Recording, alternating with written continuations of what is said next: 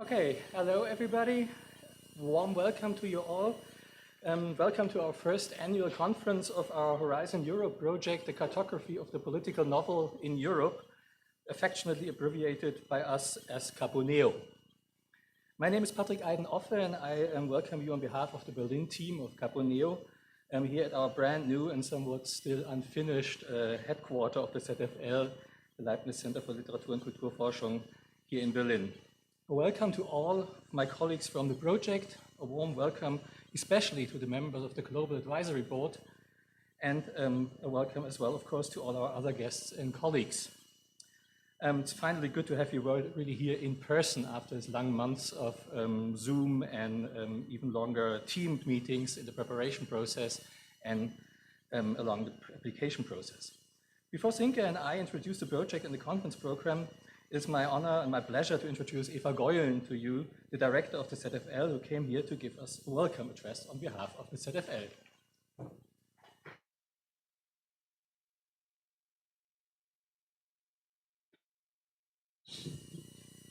Dear organizers, dear members of the consortium and speakers, dear friends and colleagues from near and afar. As director of the ZFL, it is my great pleasure to welcome you to this first annual conference of the Horizon Project on the cartography of the political novel in Europe. And on this occasion, I would like to take the opportunity also to congratulate all of you on your achievement in getting the grant for the project that brings so many different people together over one topic.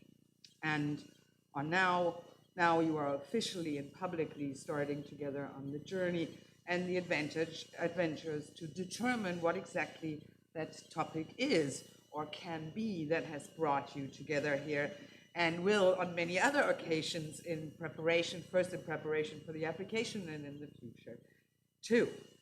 Perhaps I think there is no better research topic than an insufficiently defined, even vague one. If we already knew that what the political novel is, does, or did, we are come together and talk about it. But then again, how can you present a cartography of the political novel if it is not clear what you are charting? I remember vividly the occasion some time ago where my ZFL colleagues Ivana Perica and Patrick Eiden-Offe first introduced the project and its genesis to the rest of us.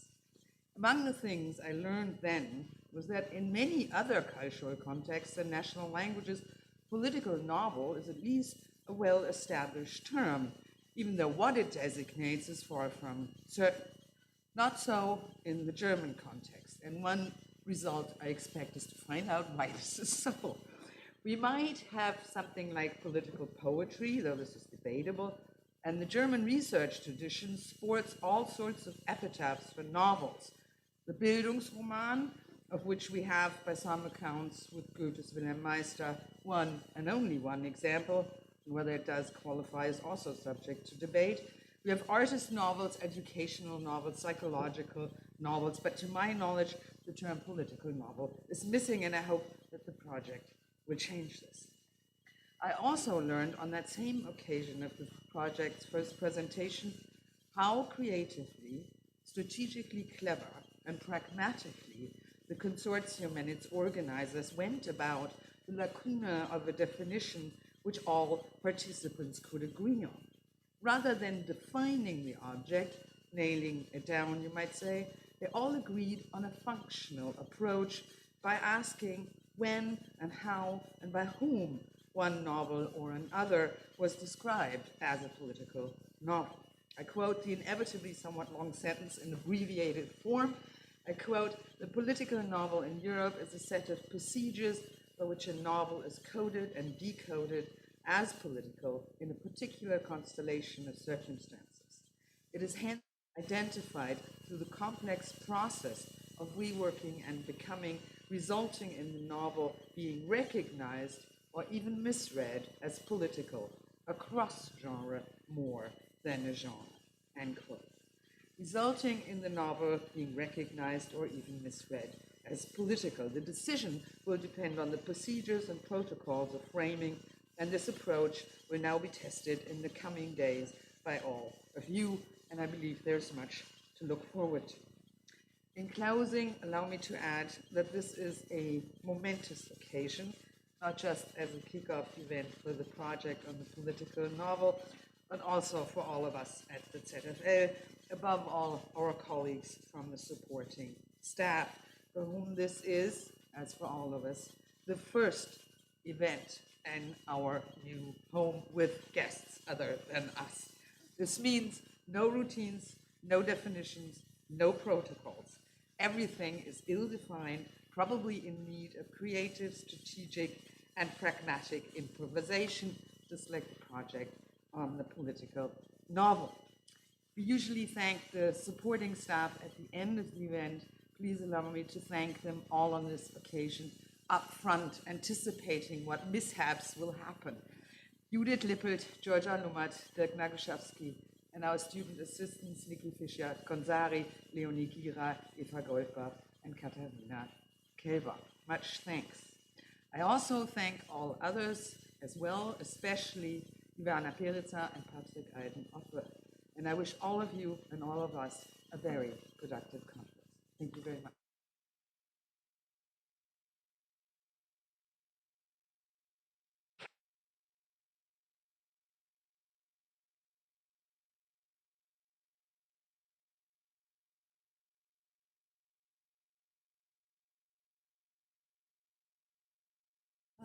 Hello, everyone. My name is ZRINKA BOŽIĆ, and I am how to describe myself, team leader or something like that. And I'm really happy to see so many interested people here in the audience to hear about our project. I was a little bit concerned if I'm going to repeat what the team members already know, but now I will take really gladly the opportunity to say a few words about the project, its objectives, and I hope it won't take long. I will try to keep it as brief as simple. Also, to break the ice, Patrick told me, please say something about the history of the project. Well, history, 2 years ago, September, Zagreb, Ivana Perica and I met over a glass of beer and discussed for the first time about the possibility of applying for a project on political novel. And Ivana was rather skeptical about it, and few days later she told me, another attempt doomed to failure.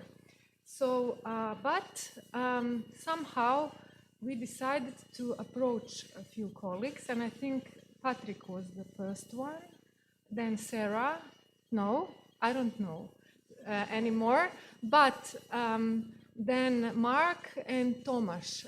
But we also approached a few other organizations, and the reactions were really great. So that's when we got confident that maybe we have a shot, especially since the Research and Innovation Action, it is a program, Horizon Europe, is not very popular among literary scholars. So there are not applications from literary studies, and it was really a challenge to design a project that can meet the requirements of that program. If we were applying for ERC, it would be much easier because then we could focus only on the research part.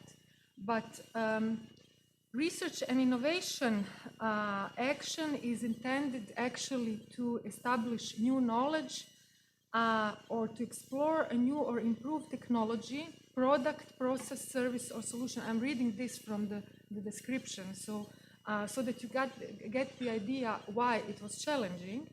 And the EU funding covers up to 100% of the project costs, and one is expected to establish a strong connection between research, society, research and market, and research and application. So what to do with literature, how to do that with our expertise, how to meet meet the criteria. And from a perspective of literature, we had to think about how to use literary knowledge and how to use the potential of literature to affect society, and maybe to remind ourselves what social function literature has, to remind ourselves in education. So this is why the project sets out to examine how people in different national and cultural contexts engage with contemporary political issues and thereby have their share in shaping European societies and the politics in the 21st century. This is done through the prism of this extraordinary aesthetic and social phenomenon that we call the political novel, which is gaining prominence not only in strictly delimited literary circles, but in European societies at large. Given the relevance of political writing, our goal was to assess the political as an important element of the European cultural heritage and as a tool for community building and European advocacy. This is where this innovation part comes. And this is why we have lots of, in our organization, not only as big beneficiaries, we don't have only universities and research centers, but we have also NGOs, think tanks, and partners in cultural centers and libraries, syndicates. I cannot, cultural center, I think in Poznań, Zamek, I believe, and so on. We have really a large network. We had to think about building a large network toward society in order to meet the criteria and in order to achieve something with our literary research.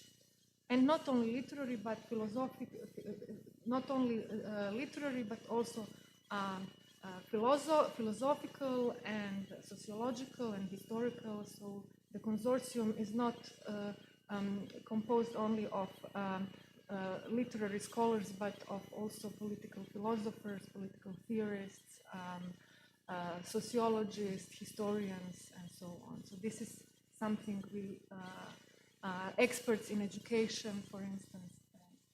So this is why the consortium brings together an interdisciplinary research team that seeks not only to unpack the rich literary heritage of the 20th century, but also to make political our present. It allows us to understand how perceptions formed by different beliefs, values, traditions, economy, history, culture, age, and gender are reflected in the political novel as a specific literary genre, and how and why this genre re-emerges as a social factor today.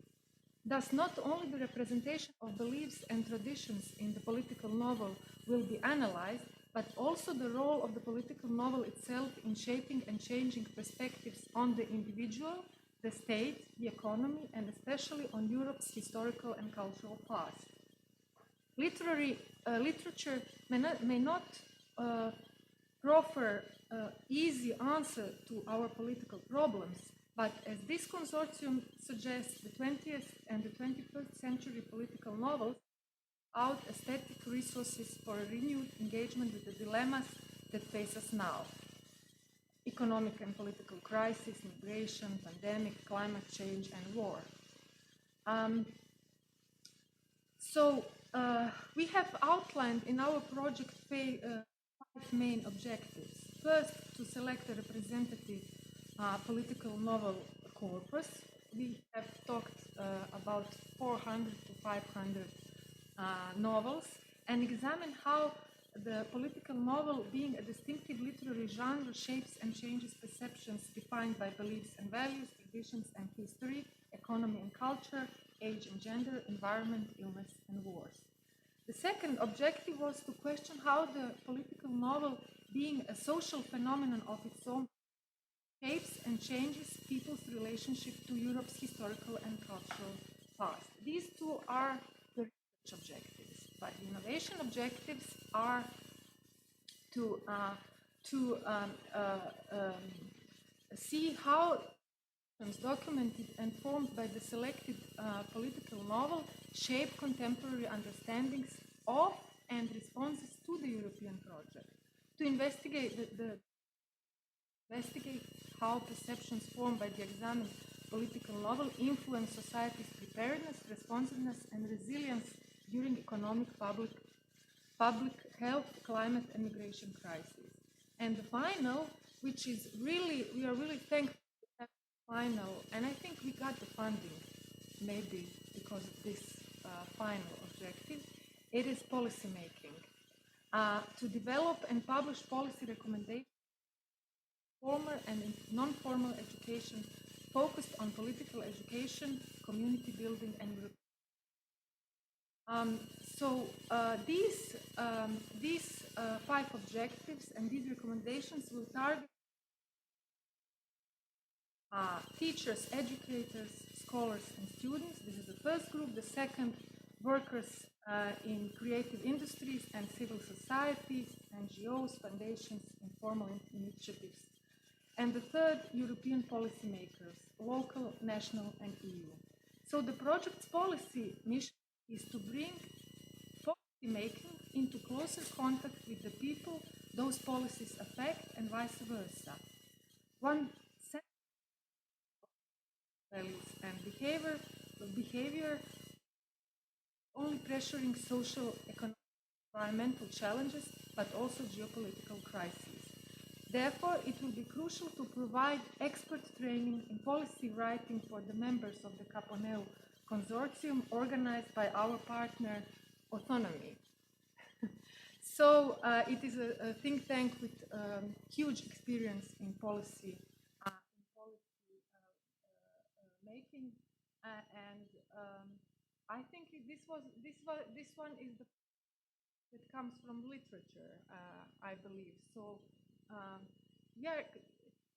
this metaphor of a cartography as exploring something new and mapping a new territory functions in various on various levels in this project. How does this project start in literary studies? Namely, in literary studies, the question of the politics of literature has recently become a renewed topic of debate. Paradoxically, however, these discussions have often sidestepped the question of how literature actually enacts its politics, how it becomes socially relevant, and most importantly, how it conveys and copes with the political issues of its time. This question is commonly taken up by sociological, historiographic, and political theoretical approaches, drawing on establishing methods exploring people's perceptions and beliefs.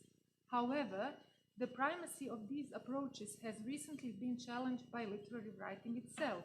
Numerous contemporary novels affirm the public relevance of literary works in addressing political questions and inspiring political change, which is why in our project, throughout various activities, writers will be included. Even in this conference, we have an event where writers will discuss the topic of political novel. And I think our colleague from Brighton is not here, but we have planned to have published one political novel by the end of this project. So research and innovation. Well, so it is now, this is why it is now up to literary and cultural studies to take this public and political role of literature seriously and to explore how it can be further developed to improve enhancement and restoration of European literary heritage, and in doing so, also support cultural and creative sectors. So the project combines various disciplines. It also, what is maybe the thing that that is visible on the first impression is the title, the cartography of political novel. So the project combines cartographic methodology of literature mapping with direct work with professional and non-professional audiences, especially young people. The project moves away from text-centered approaches and in doing so also refreshes the inherent philological methods of reader-response criticism and reception theory, which are another key element of the 20th century legacy. This line of research is complemented by extensive comparative, both quantitative and qualitative analysis of mandatory reading lists in compulsory education systems and recommended reading in civil society organizations across European countries, conducted by experts in the sociology of education. And I must emphasize, we have one work package, political novel in action, where we have these activities planned. So I will just say a few about the consortium, and then we can we can start with the conference. So the CAPONEU consortium comprises as beneficiaries 5 universities, 1 research center, 2 small and medium enterprises. But apart from that, we have also 2 other partners, Institute for Political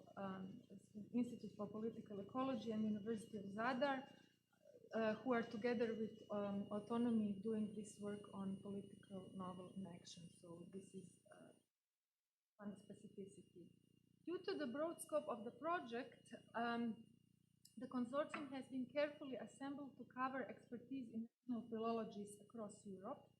So we had to take care about various literatures, expertise, but not only in the consortium, we also are now establishing a network of academic advisors and collaborators who will participate in project activities that are not part of the consortium, but outside of the consortium, in order to cover as much literary context as we can. So, since the project's prerogative is also is the creation of new knowledge for society, the consortium partners have established also a network of associates as outside the academy, so NGOs, book clubs, public library, prisons, I must say, and so on. And finally, I'm really glad because we have three colleagues from the Global Advisory Board, I think, here today. So a Global Advisory Board established to bring non-European perspectives to the examination of political novel, composed of colleagues from Africa, Asia, South America, and North America, and it is really important to have this board in our project because we are aware that the concept of European in the European political novel is rather problematic from various perspectives. So also I'm extremely glad that we have some of our colleagues on the Global Advisory Board here in person, and I wish us all 3 days of productive and stimulating discussions, and that the cosmic force has been by our side from the beginning, from that beer in Zagreb until now, is shown by this wonderful weather that we are enjoying in Berlin. So once again, I would like to express my gratitude to the CFR for hosting this first conference and for breaking the ice so we can start working on the political novel and the question of genre, because you have already pointed out what the problem is, the main problem. So luckily, the evaluators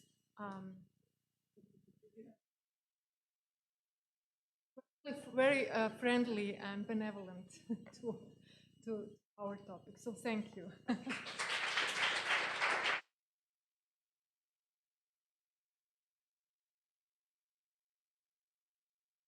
Well, thank you very much, ZRINKA, for the introduction and the general outlook on our CAPONEU project. I will now try to specify this in two different directions. First, in relation to the place and the institution that we are right now here. And then I want to talk a little bit more specifically about the program of the conference in relation to the general subject of our overall project. First, I want to start with the first point. As cosmopolitan academics traveling all over Europe and all over the world from conference to conference, we sometimes lose sight of where we actually are at a given moment. So I try to ground ourselves in our conference here a little bit. So where are we right now, right here? We are at the ZFL, the Leibniz Center for Literary and Cultural Research in Berlin. So I start with a few words about the ZFL. The ZFL is a federally funded research institution in the humanities. We are about 40 researchers here, most of them funded again by third-party institutions like the DFG or the Humboldt Foundation. And the Leibniz Gemeinschaft provides us with the infrastructure and the core research stuff and the administration, and of course the wonderful support stuff that Eva Goyen already mentioned. Most of us here, most of us researchers also teach at different universities in Berlin and elsewhere, but the ZFL in itself is a pure research institution without teaching obligations. This is the very first conference here at our new location, very much still a construction site, as you may have noticed. And we are in a very specific part of town here. This area is a very prestigious one, rich in tradition, especially if you are interested in the relation of literature and politics. On the very same block, just on the opposite side of the building in the Meyer-Otto-Straße, for example, Walter Benjamin lived in the 1920s, and that's the place where he wrote his book on the origin of the German Trauerspiel. Across the Kaiserallee, what now called Bundesallee, so we changed from Kaiser to Bundes, across the Kaiserallee in Spichernstraße, at the very same time at the end of the 1920s, there was the apartment and the studio of Elisabeth Hauptmann and Bertolt Brecht, and that's where they wrote the Three-Penny Opera together. And the small park next to the building is called Gerhard Hauptmann Park today, because the famous poet and playwright lived here in the 1920s and 30s, and so did Erwin Piscator, the communist theater director who developed the concept and the praxis of the epic or the dialectical theater together with Brecht in the late 1920s, and who managed first the Volksbühne and then his own theater at the Nollendorfplatz, also only a few blocks away, in the crucial years before 1933, when the Nazis took over power and crushed all this. After the war, this area was also central to the leftist political and cultural renaissance of West Berlin in the late 50s and 60s, when, for example, Hildegard Brenner edited her seminal journal Alternative a few blocks away. And we have an interesting research project on Hildegard Brenner and this journal Alternative here at the ZFL. Today, a few weeks ago, the ZFL moved here, and that's of course not by coincidence. The ZFL research is dedicated to literature in its wider cultural context, and this, at least for me, but I think also to many of my colleagues, also means that ZFL's research is dedicated to literature in its political context, to the political preconditions, the political framings, and the political effects of literature. And there's another, I think, interesting side of the ZFL's history. The ZFL is an old East German institution dating back to the GDR times. It was founded as a ZIL in East Berlin, as the Zentralinstitut für Literaturgeschichte, the Central Institute for Literary History. And it was one of the very few humanities research institutions that was not closed down after the reunification, but continued by being refounded and renamed from ZIL to ZFL, relabeled. In the GDR, the ZIL was, at least that's what the older colleagues tell me, a kind of isolated island in the official landscape of the socialist humanities, an island where one could study literature away from the regime's strong political demands on culture and literature. In the GDR, the ZIL was able to take a quasi-political stance by claiming that literature meant something different than politics as represented by the socialist regime. So it was kind of was political by claiming that literature was apolitical. So this is also a kind of a take you can have on political literature, or on the politics of literature. So as I said, it's no coincidence that the ZFL was settled here in this part of town, but it's also no coincidence that we have settled here at the ZFL with our project. The CAPONEU project fits neatly into the research perspective and tradition of the ZFL, and that is what we want to show at our conference in the next 3 days. Of course, and here the disclaimer follows immediately, I do not want to claim any exclusive competence for researching the relationship between literature and politics for us here in Berlin at the ZFL. On the contrary, I think we can all tell stories about why we are exactly the right people in the right place to do research on the political novel or the politics of literature. But I think it is necessary to actually tell these stories sometimes and thus make explicit our specific relationship and our particular commitment to the political dimension of literature. And that is now really a very good reason to gather here and tell and hear our stories with and from one another. This now leads me to the program of our conference. As this is our first conference, I would like to remind everyone that it is perhaps too early to expect definite answers to all our questions, especially to the question already somehow boldly posed in the title of the conference, what is the political novel defining the genre? I guess, and I mean, I said, Eva Goyle has already anticipated that a little bit, I guess we will not answer this question, but rather ask further questions like this. Is there such a thing as the political novel? And is there something like a single definable genre? One answer to all our questions, which I can anticipate as a kind of spoiler already, is that the political novel as a genre is somehow resistant to final definitions, and this may have something to do with the nature of the political itself. What is political and what is not something that can be defined by anybody, but on the contrary, all definitions can and must be contested, and that is politics. What is political and what is not is always a matter of negotiation, contestation, or if you put it less politely, something we have to fight about. The same goes for the structure of the program of our conference. We have assigned your contributions to different panels, which we have labeled with some of the buzzwords that are at hand when talking about politics and literature. Buzzwords or slogans such as estrangement or identification, identity or social stratification, individuality or the collective. We do not want to treat these buzzwords as answers to the questions about the political novel, but only as starting points that we can use question, and overcome in order to develop our own more appropriate and less ready-made terminology. Here, too, we are at the beginning, and this is perhaps a good point to actually start the program. And before we start, I wanted to add a few technical remarks, but I think maybe it's easier if you have any questions about catering or the Wi-Fi or the telephone net or something, you just ask people from the Berlin team, Ivana and Christoph and Aurore and Kyung-ho. They are around here, most of you know them, and we can answer all your questions regarding the technical and more practical problems that are connected to our conference. So I think then we can start with the first panel. I think we're a little bit ahead of time, but that is not a problem because then we have more time for discussions, right? Yeah. And I already heard that the contributions may be a little bit longer than we said that they should be, but it's also no problem for the first two contributions.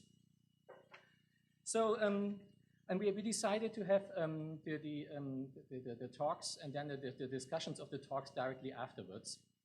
And so we have a talk and a discussion and another collective discussion of the talks. We will have that at the end of each day in our very innovative Fishbowl concept you all heard about. And that's a place where we can all discuss the different contributions and talks in one single discussion. And so on the other hand, we have these more detailed discussions of each talk directly after the talk. So I now first want to introduce ZRINKA BOŽIČ. ZRINKA is an assistant professor of literary theory and history in the Faculty of Humanities and Social Sciences at the University of Zagreb in Croatia.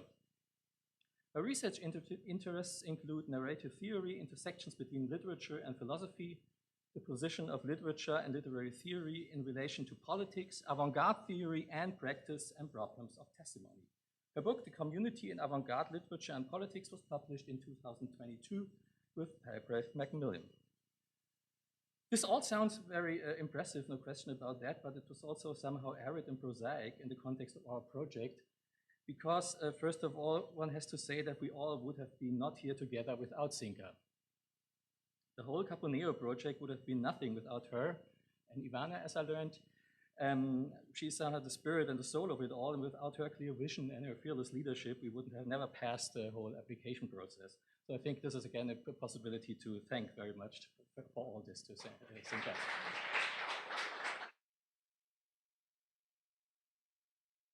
So the title of our talk today is Rethinking Politics as an Unfinished Project. ZRINKA first you took Brussels, now we take Berlin. The stage is yours.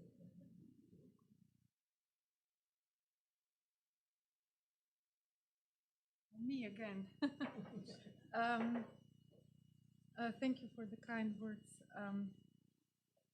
Well, it was a collective enterprise. I was just someone who drank a beer and then we started it. So, and moderating our meetings, but the work was really done by everyone who came up with ideas that we put in the project. So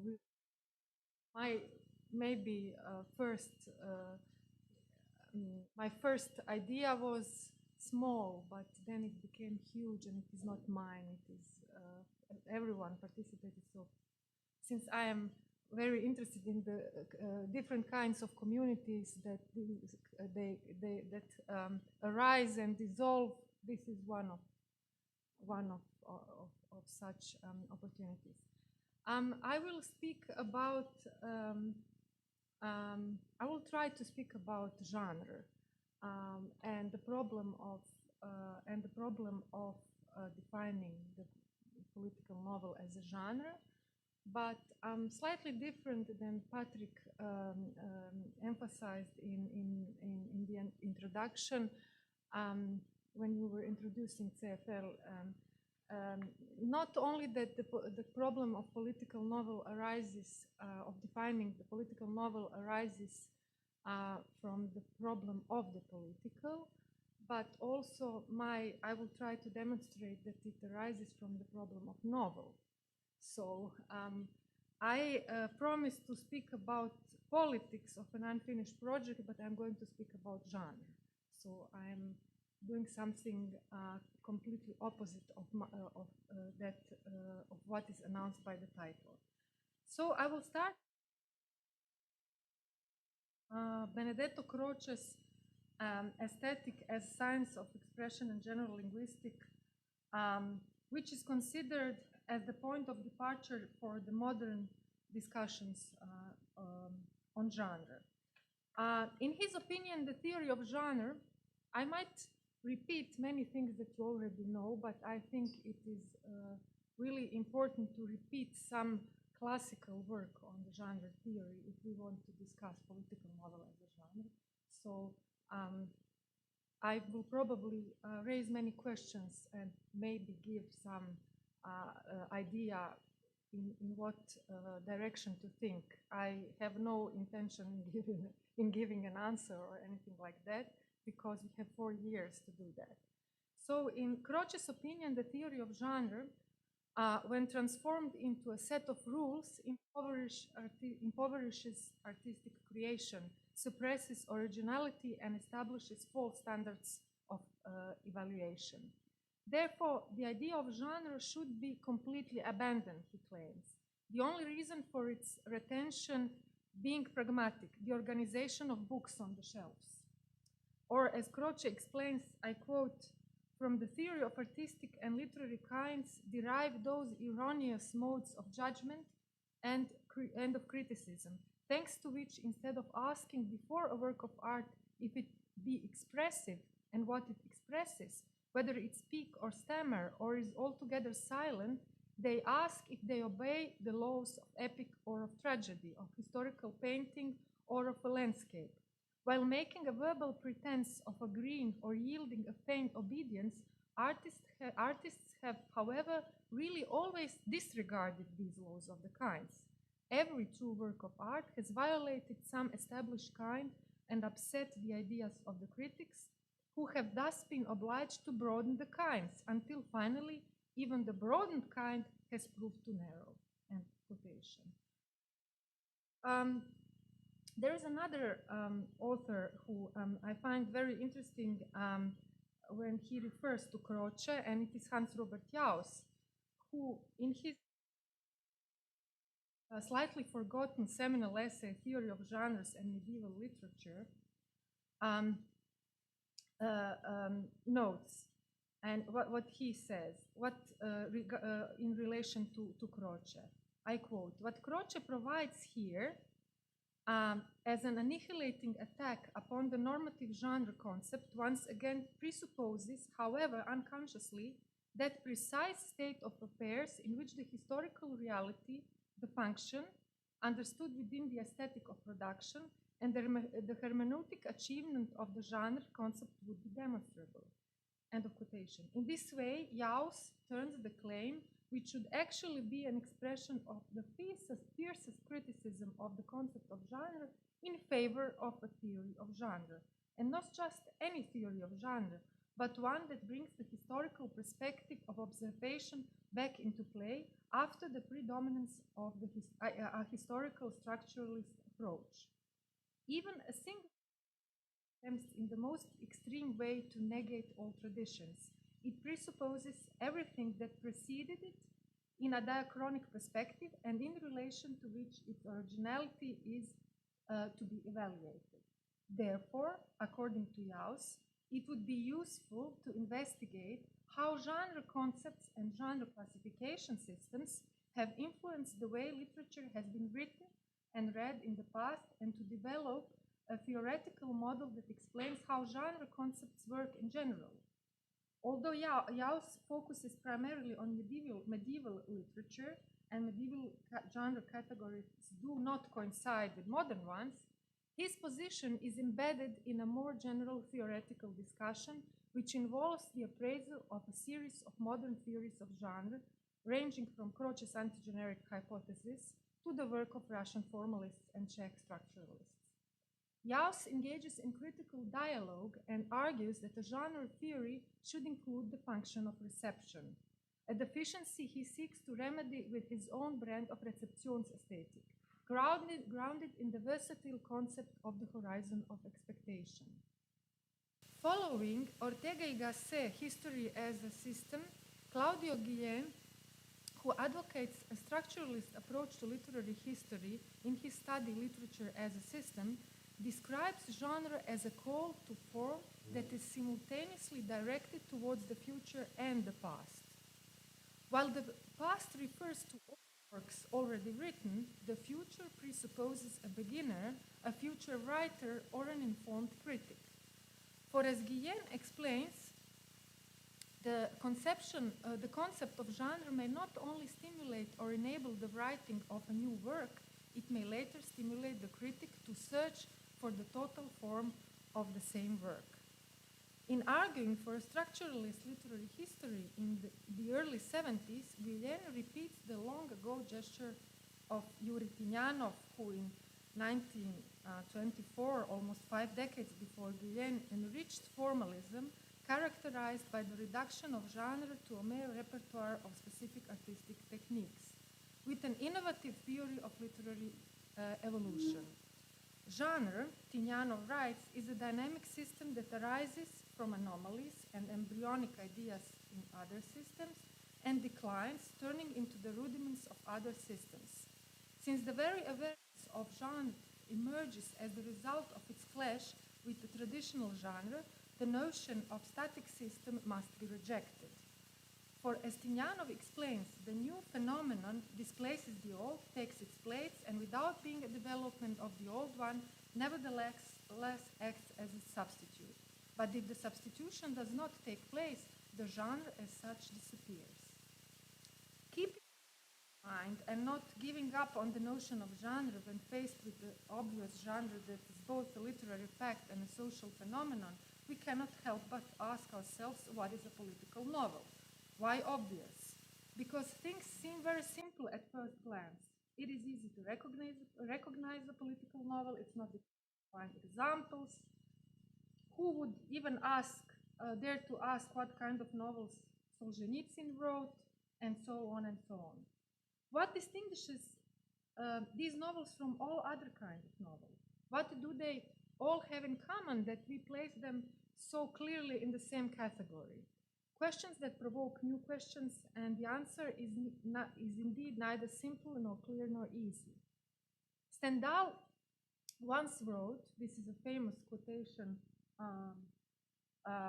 that in these few studies on political novel, they often repeat this, and specifically Irving Howe, I will talk about him later on. And Stendhal once wrote, politics in a literary like a gunshot in the middle of a concert.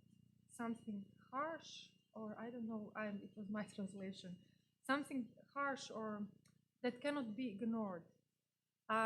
Based on this famous observation, Irving Howe, the author of one of the first comprehensive studies of the political novel, Politics and the Novel, published in 1957, rightly wonders what happens to the music after the gunshot and whether the noise that interrupted the concert can become an integral part of the performance. Howe had at the beginning of the study that he does not want to insist on a rigid definition of the political novel or a strict classification, but is rather interested in observational perspectives. This caution is not to be understood as the author's aversion to a deeper problematization, but as a warning that the subject matter is far more complex than it appears at first. What is obviously a political novel is in fact not so obvious and unambiguous. For Howe, the political, like the psychological novel, is not a genre category in its own right, since in neither case can we speak of fundamental differences in literary form. The relationship between politics and literature, Howe argues, is not a constant, so it is necessary to show how and why politics determine of novels to a greater extent. In his view, political novel is a novel, I quote, in which we take to be dominant political ideas or the political milieu, novel which permits this assumption without thereby suffering any radical distortion, and it follows with the possibility of some analytical profit. End of quotation. When discussing the emergence of the modern novel as a genre, Howe highlights several of its sources: romance, pastoral, historical chronicle, early newspaper report, paying particular attention to the picaresque novel, whose protagonist, in his view, strongly anticipates the new social mobility characteristic of future modern society. A major shift takes place between the picaresque and classic social novel of the 19th century. Namely, while the former focuses on the gradual opening up of society through the bold ventures of the individual, the later concentrates on the political triumph of an enterprising citizen. Whereas the protagonist of the picaresque novel explored various levels of society with playful curiosity, the typical hero of the 19th century novel was fully engaged in questioning himself and his values, as opposed to the vestiges of aristocratic resistance and the crude symbols of commercial world that offended his sensibilities. Howe argues that the basic assumption of the social novel is social stability, which enables authors like Jane Austen to minutely capture the relationship of society at the time with their novelistic depictions. However, the moment this stability is questioned, attention shifts from internal relations and social gradations to the fate of society as such. Inherent in a political novel are internal tensions. To be a novel at all, it must contain an ordinary account of human behavior, and just as it must incorporate indestructible particles of modern ideology into its movement. The conflict is inevitable on the one hand. The novel seeks to comprehensively capture immediate experience.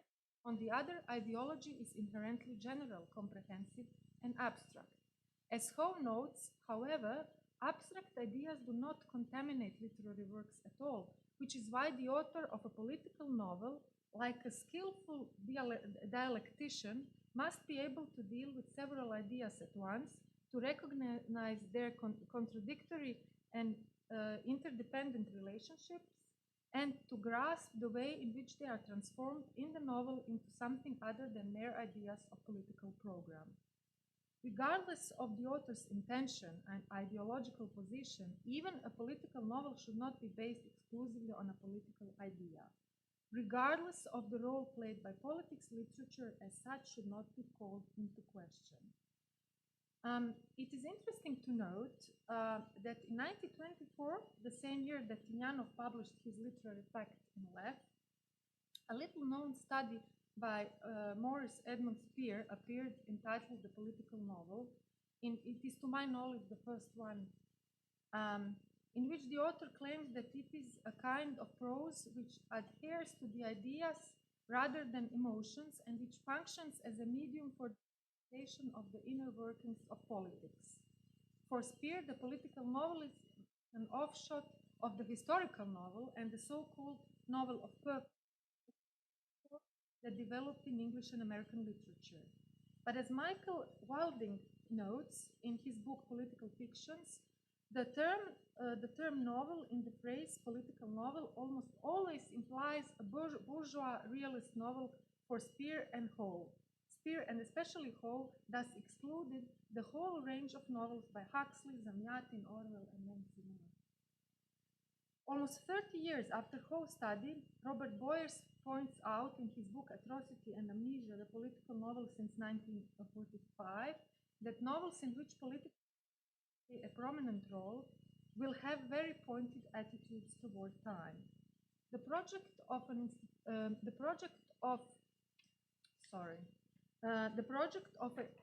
institutions, but sorry, I have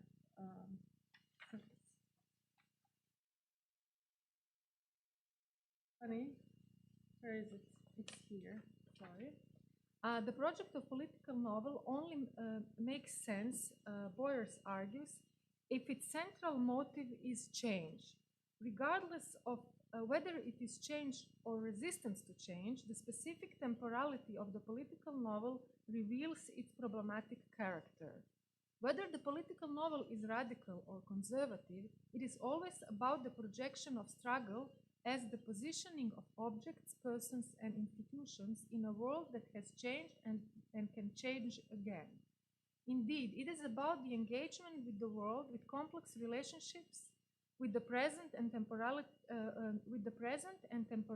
is the key, because the mutual relationship of things, their position, and their mutual arrangement are not permanent. Following Althusser and Jameson, Boyers claims that the notion of absent cause, which defies totalization and makes it impossible to comprehensively grasp and describe, is crucial to the temporality of the novel. At the same time, nothing presented at the level of the story explains the reasons for the aforementioned sequence and dynamics. The novel hints at what we should know, but paradoxically denies us that knowledge. As Boyers explains, the issue is not the limits of language, but the fact that the forces that together produce the dominant modes of behavior and of production within a society are resistant to the reductions in scale of diversity that an organized narrative will require. Great political novels, Boyers argues, point to an absent cause, and the only way to grasp it is through the political unconscious, which functions as a repository of narratives and of narrative schemas or codes. Following Jameson's concept of the political unconscious, Boyers warns that such schemata are never available to us in their pure form. I quote, "They are unconscious in the sense that we resort to them without trying and are often unaware of how entirely we rely on them to resolve uncertainty." End of quotation. In a political novel, however, identifying the absent cause becomes a problem as different paradigms overlap and challenge each other, making it impossible to fully clarify the doubts in the story. In an effort to grasp the absent cause based on the aforementioned narrative themes, it is important that the surface layer of the text does not disappear from the reader's view, Boers warns. This is the literary text must not disappear, and literature must remain literature. Unfortunately, 20 years later, Boers argues in his book, The Dictator's Dictation, that it is no longer useful to speak of political novels. After this analysis, he discards everything what he previously wrote. So the book consists of series of readings of different novels, of the actual reason for the omission. The book, The Political in the 20th Century by Stuart Sheingold, published in 2010, also does not address the problem, and the term itself is used as if everything is clear and defined so that one can deal with the novel of political estrangement, a specific type of political novel of which Kafka's The Trial is the paradigmatic example. As the author explains, I quote, novels of political estrangement engage with not with political processes, but instead with those who are subjected to but have little or no say in the decisions made by authoritative agencies on their behalf, and too often at their expense. End of quotation. What follows is a series of analysis of various examples of this type of novel, and lacks a deeper elaboration of what the political novel itself would be, which would then eventually lead to various subtypes. In the preface to his book Politics, a Novel During the Cold War, political fiction flourished in the 1930s and 40s, when the world was confronted with Stalinism, fascism, Nazism, Spanish Civil War, World War II, and finally the Cold War. Authors such as Malraux, Orwell, Dos Passos, many others have undoubtedly left Coates with the most successful examples of political fiction. Coates' book is a useful overview of a number of different novels and account of their themes. Maybe it is a book with more elaborated text portraits, nothing more than that. So the problem is not whether we agree with Coates, Sheingold, Boyer's choice of literary examples, but that the category of genre, narrowly defined in literature and very slippery to begin with, is taken as unquestionable given, and the necessary discussion is missing. Interestingly, René Wellek and Austin Warren, when discussing the problem of genre in their famous theory of literature, refer to Speer's study and reject the idea of a political novel as a literary genre in its own right, because, in their opinion, one could then also speak of a church novel, a nautical novel, novel about Oxford movement, and the like. In their opinion, grouping novels on the basis of their content and sociological classification is not sufficient to speak of a political novel as a literary genre. As Frederick Jameson once remarked of the genre, I quote, "What literary criticism seems unable to do with completely, however, literary production has in modern times ceaselessly and systematically undermined." So he echoes mostly what Croce already partly said. Why is that so? Furthermore, following Wellek and Warren, Jameson explains that genres are essentially literary institutions or social contracts between writer and a specific public whose function is to specify the proper use of a particular cultural artifact. According to Jameson, it is a matter of limiting and controlling reception. I quote, "In the mediated situation of a more complicated social life, and the emergence of writing has often been taken as paradigmatic of such situations, perceptual signals must be based by conventions if the text in question is not to be abandoned to a drifting multiplicity of uses. End of quotation. Such an understanding is if Foucault describes the functioning of the author as one of the internal procedures of discourse control to control its event dimensions and to limit the discursive effects through the play of identity, which takes on the form of individuality and selfhood to control, in other words, to control the reception. However, Jameson continues, as I quote, as texts free themselves more and more from an immediate performance situation, it becomes even more difficult to enforce a given generic rule on their readers. End of quotation. Hence, the problem of excluding undesirable forms of reception, extra-canonical readings, and unpredictable appropriations of literary text by readers. In this sense, we can speak of a juxtaposition of different reading policies, and when we talk about the political novel, we can speak of juxtaposition of different genre identifications. If we want to keep these considerations within the literary framework, if we want to preserve the idea of the political novel and not let it be absorbed into the influential notion of the inherent politics and ideology of literature that we have taken over from the Marxist literary criticism and contemporary tendencies in theory, we should first examine the political novel as a novel, or as Bakhtin once wrote, I quote, a sole genre that continues to develop, that is yet uncompleted. The forces that define it as a genre are not at work before our very eyes, The birth and the development of the novel as a genre takes place in the full light of the historical day. The generic skeleton of the novel is still far from having hardened, and we cannot foresee all its plastic possibilities. End of quotation. Of all the major genres, Bakhtin continues, only the novel is younger than writing, and the book, it alone, is originally receptive to new forms of new perception, that is, to reading. He also argues that the novel has no canon of its own, and as do other genres, because only individual examples of the novel are historically active, not a generic canon as such. Namely, Bakhtin believes that the study of other genres is analogous to the studying dead languages, while studying the novel is like studying languages that are not only alive but still young. Moreover, the novel, as the only genre that was born and nourished in a new era of world history, is completely different than all other kinds.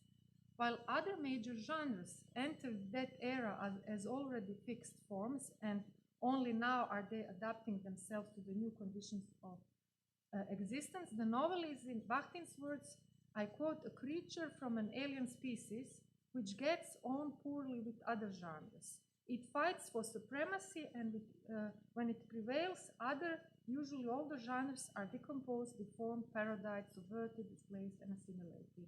Bakhtin uses, as you all know, the phrase novelization of genres.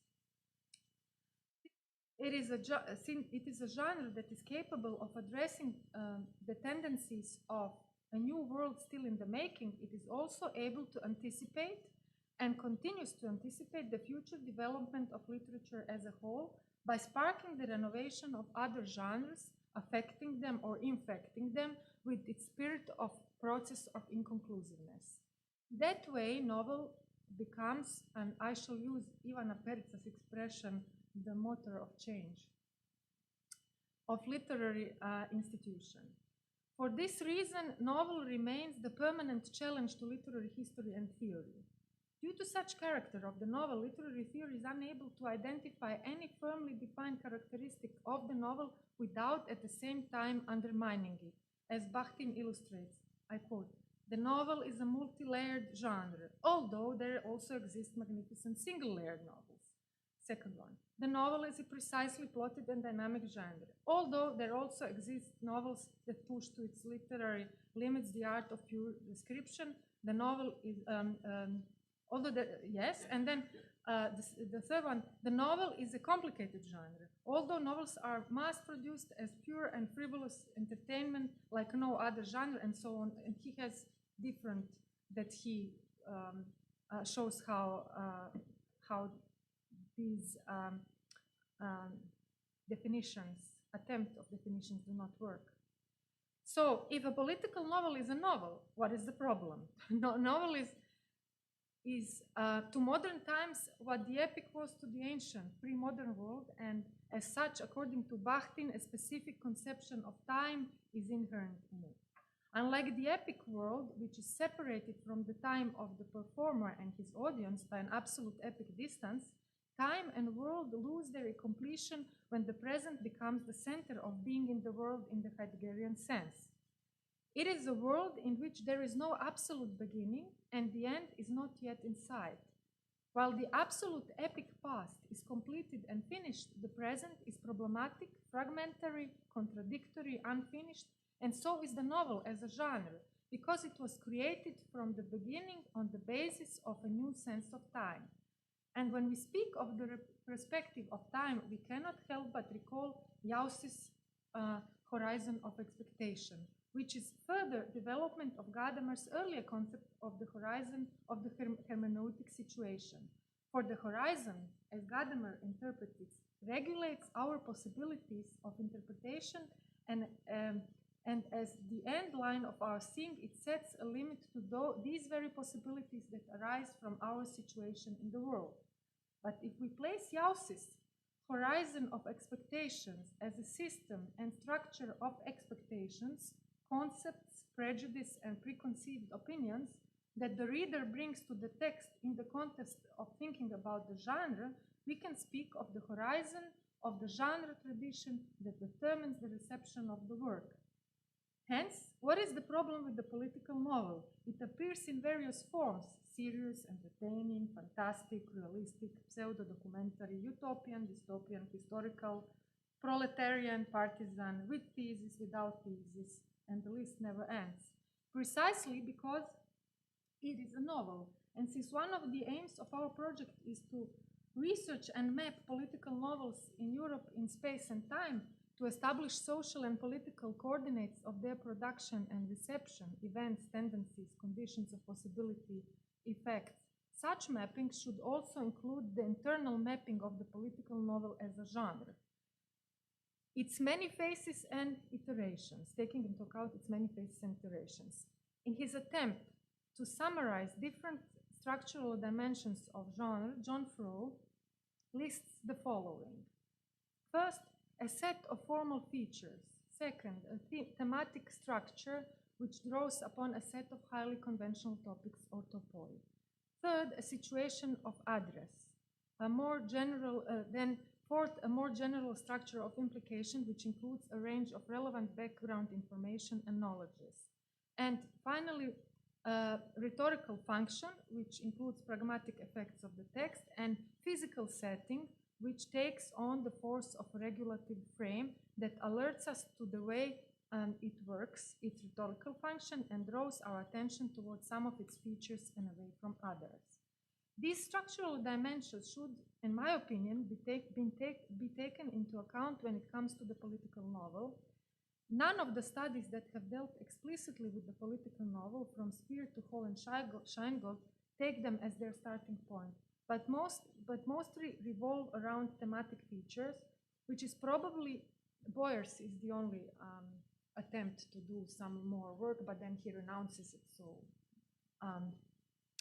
which is probably why a deeper problematization and discussion is missing.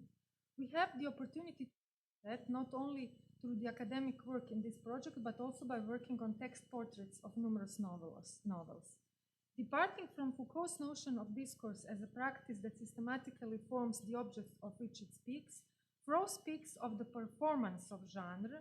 He proposes a shift away from the Aristotelian model of taxonomy, in which a relationship of hierarchical belonging between a class and its members predominates, to a more reflexive model in which texts are thought to use or perform the genres by which they are shaped.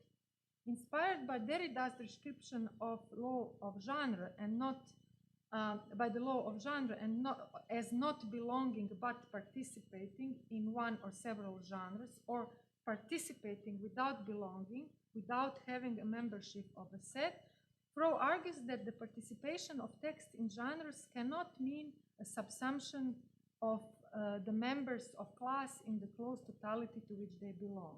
Instead, texts work upon genres as much as they are shaped by them. Genres are open-ended sets, and participation in a genre takes many different forms.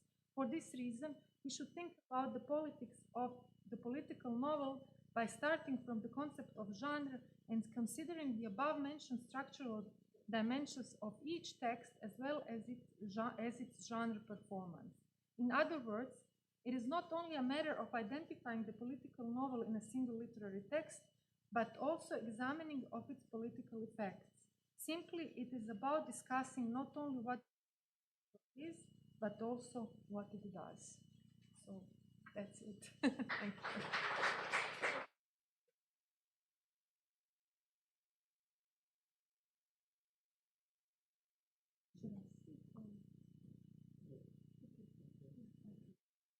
Okay, thank you very much, Zinka, for this rich panorama of the heritage of the research in the political novel in 20th and 21st century. So are there questions or comments? Excuse me. I can start. You have to talk into the microphone because it is Okay. Well, the first one concerns the notion of politically unconscious. What is your position on that? Yeah. Because, well, when you ask people who read political novels now, for example, in Russia, they say, we all know that. So, no, what is implied here is that I think that idea of transfer from one language of the unconscious to the other of literature. So what is your position on that? Is it a useful term? Political unconscious. Yes. No, I have just, it was a panorama, actually. It's not my position. I know. I just wanted to demonstrate how in the, it is not a rich panorama, it's a very poor panorama. So I did not have only three, I wanted to present it. So this attempt of Boyer's is the single attempt to do something in conceptual, but it does not work. It is in his preface, but it is not visible in any of his reading. So this absent cause sounds very nice, but when he does the analysis of literary examples in that book, it does not work. Yeah, that's why I asked the question. Because he uses Jameson concepts very, I don't have a problem with Jameson. He does the work, but Boyers does not the necessary work with the concept that he lends from Jameson. So it is like an empty etiquette mostly. Thank you. Yeah. And the second concerns the stark opposition between the epic tradition and the novelistic tradition by Bakhtin. Yeah. Well, he's boxing the epic tradition. Yeah, of course. And he said to point out some characteristics of the novel. So what do you think about that? Because epics, if it's not reduced to Iliad, Odyssey, and Dante, is also a political statement, and was used as a political statement in antiquity and in Middle Ages. He uses, as I see his interpretation, epic is like epic in that text functions merely as how to say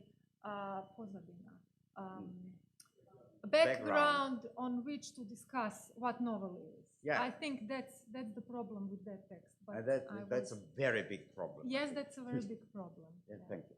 Yeah, I agree.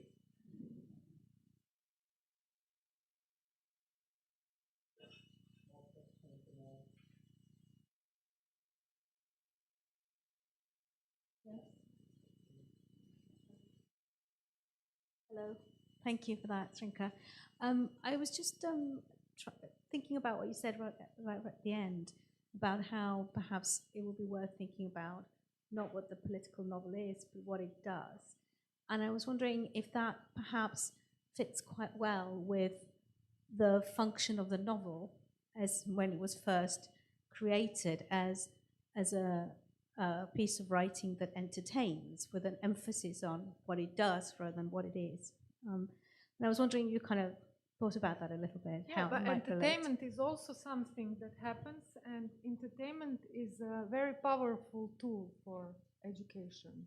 So, especially specifically, if we think about all the different kinds of novels that are popular, novel was popular.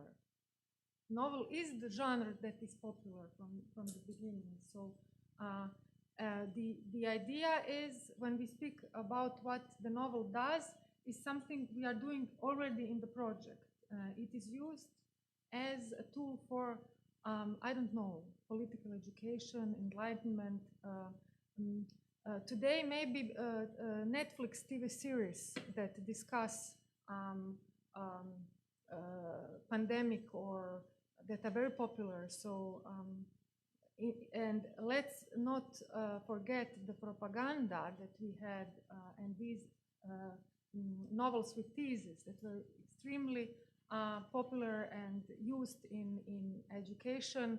I have omitted one aspect, and we mentioned it today, children's literature. We had, I'm from former Yugoslavia, we had a huge children's literature on partisans and it was really, and it is neglected today, and we all know these works. We had to read them, and they were our heroes. So it's not something that today young people have other kind of heroes, but we have one character, Nicoletina Bursac, who was very popular, a partisan fighter, popular, and films were made and so on. So it is always with entertainment. Entertainment is powerful, so it does not exclude what the political novel can do.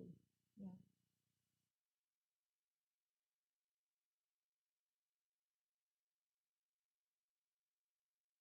Thank you, ZRINKA, for your presentation. I'm not sure, is it more a comment, or more a question or a comment, but I can't resist pointed. We heard the famous Bakhtin's definition, novel is this, but, novel is that, but. Yeah. And I couldn't resist thinking of Shklovsky saying that the most typical novel ever is novel of Tristram Shandy, the Tristram Shandy, and as we all know, the sole content of Tristram Shandy is just laying bare the devices that that novel is made of. And can that fit your kind of formalist turn towards the formalist questions that were constantly neglected in these previous attempts to define the political novel? Yeah, I would have to think about it. Yeah, why not?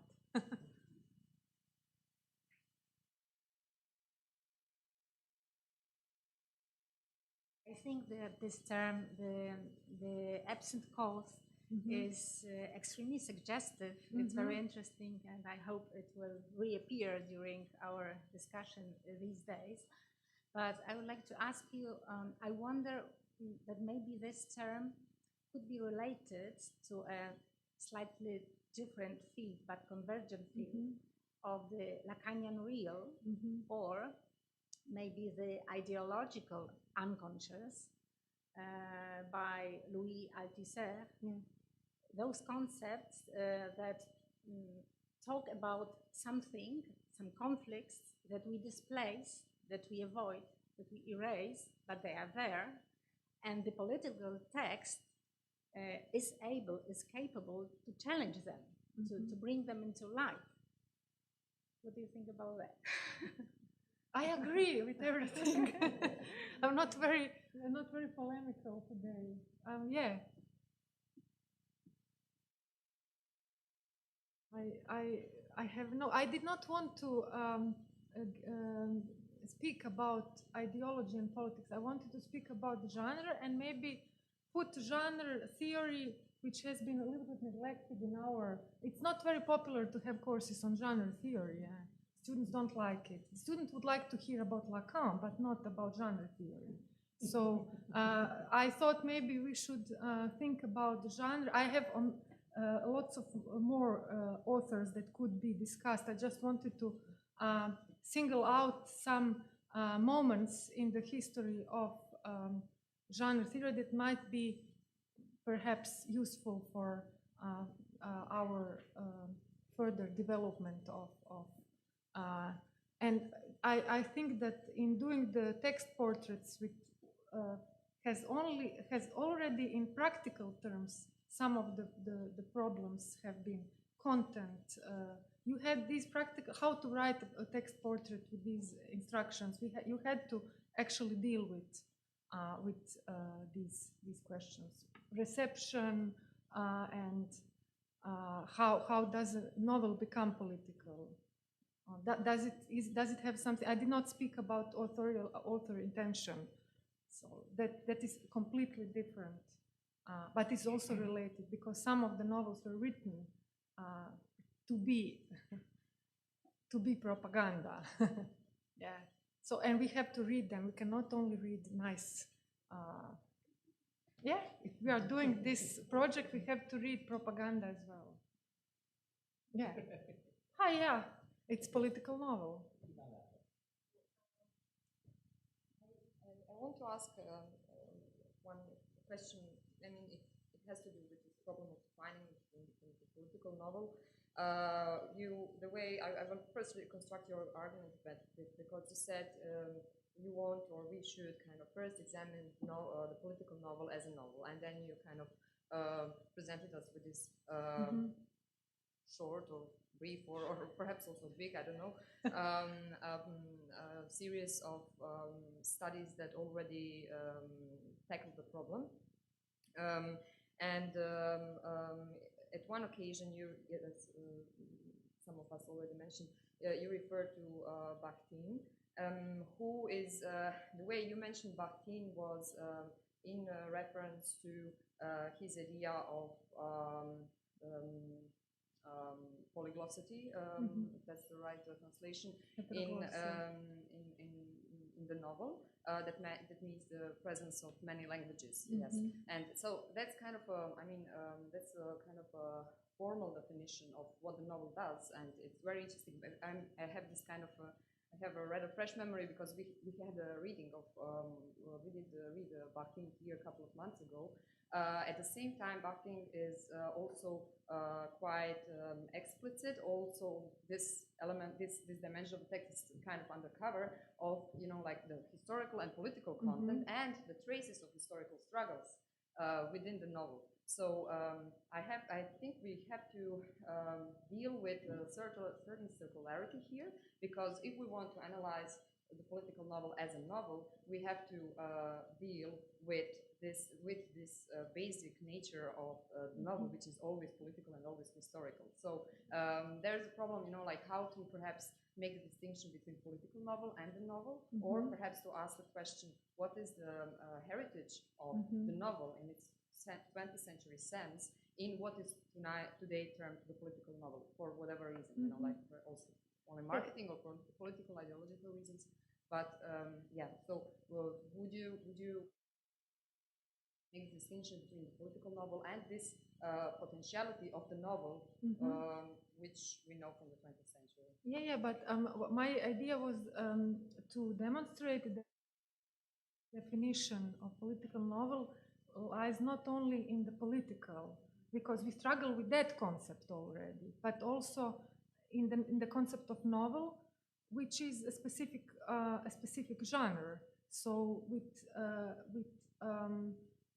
that constantly changes and constantly responds to what happens in the world. So we cannot well anticipate what kinds of. So this is why the cartography is a powerful metaphor, even though we did not think about it 2 years ago when we started, because we cannot anticipate. And when we come to listing, we had the problems today discussing what keywords we should put on the platform to define some novels, and we have always problem with putting them. And it is not only the question of content, but also of the way the novel as a genre operates. It's not, Bakhtin is not the only one who has mentioned it, but I used, Bakhtin was very illustrative in that term by insisting a novel to be a protean genre, something. And the political novel is also a protean genre. So I'm not, I would just like to remind that it is the same. If it is a novel, it is also a protean genre, and this is why we have so many of different kinds. Follow-up question. Yeah. Should I go there? Yeah, I was wondering if it's really pertinent to engage in genre theory in general, because actually we are only interested in the genre theory of the novel, right? Because we have Romantheorie in German, so it's because the novel is a genre like no other genre, because it has no genre rules or something. There's also this, I mean, this structure of revocation in Bakhtin. The novel is although. And the other classical formulation is from Lukács, from the theory of the novel. He says the novel is a formless form. I mean, this is what is a formless form. The novel is a formless form that is equivalent, that is adequate to represent the formless form of modern life. So I mean, and so we are interested in the genre theory of the novel, but not. I mean, is it really interesting to engage in genre theory as a But sometimes, yeah. But sometimes I think we have to deal with genre theory because sometimes we are not even sure if we are dealing with a novel. Yeah. So. Yeah, we are not sometimes sure something is not written to be a novel, but is read as a novel and becomes a novel. So I think that we are not always sure of if it's novel. What to do with Primo Levi, for instance. Yeah, this is one, and it is political.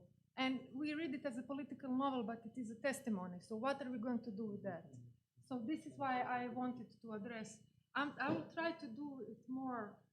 To develop this in more detail and to extend it so that all the shortcuts function better. But yeah, this is why I wanted to look into the genre theory. That was the reason. Because novel is problem, yeah, formal form, yeah. Okay, Charlotte. Thank you. And just to very, very quickly follow up from that in a comment, just to say thank you very much, ZRINKA, for showing us also how political some of the genre theory itself is. Yeah. So when thinking about the politics of the novel, you've also highlighted, really effectively for starting off, the politics that also lies behind that kind of genre theory in its history. This is what is my intention to do in the next phase of writing. I hope we will have the publication. Yeah. I think we'll have. Wait until the conference is over. Yeah. Okay, then thank you very much, ZRINKA, for this great talk.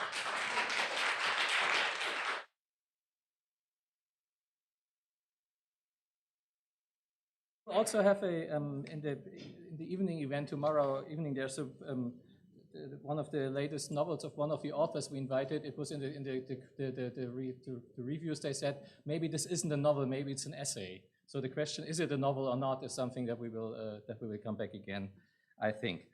So now it is my pleasure to introduce Mark Deveney to you.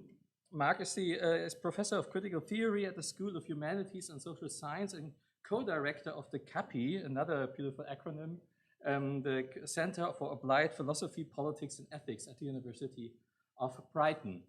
Among other things, Mark has published 2 books, the titles of which are already significant for his work and for his role in our project. One title is Ethics and Politics in Contemporary Theory Between Critical Theory and Post-Marxism, published with Routledge in 2004. And then another book with a beautiful and witty title, Thoughts on Improper Politics, and published with Edinburgh University Press in 2020.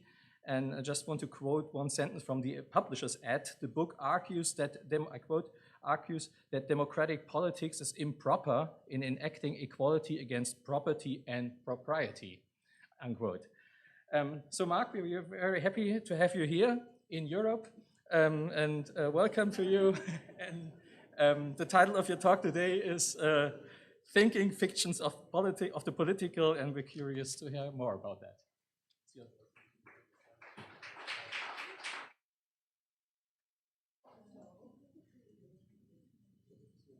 Right.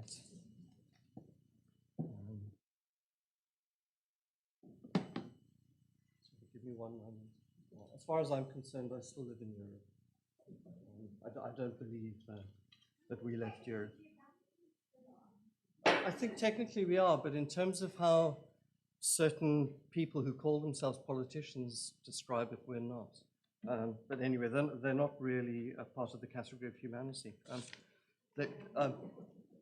Sorry, I shouldn't say things like that, but anyway. It is recorded, unfortunately. Before I begin my paper, I wanted to make a special thanks to ZRINKA. Because ZRINKA, some of you will know, I've said this before, remembered a conversation. And I have no memory, I have memory of the conversation, but no memory of the words that we uttered. I still have to ask you what the conversation was about. But it was at least 12 years ago, I think, 2011 or so.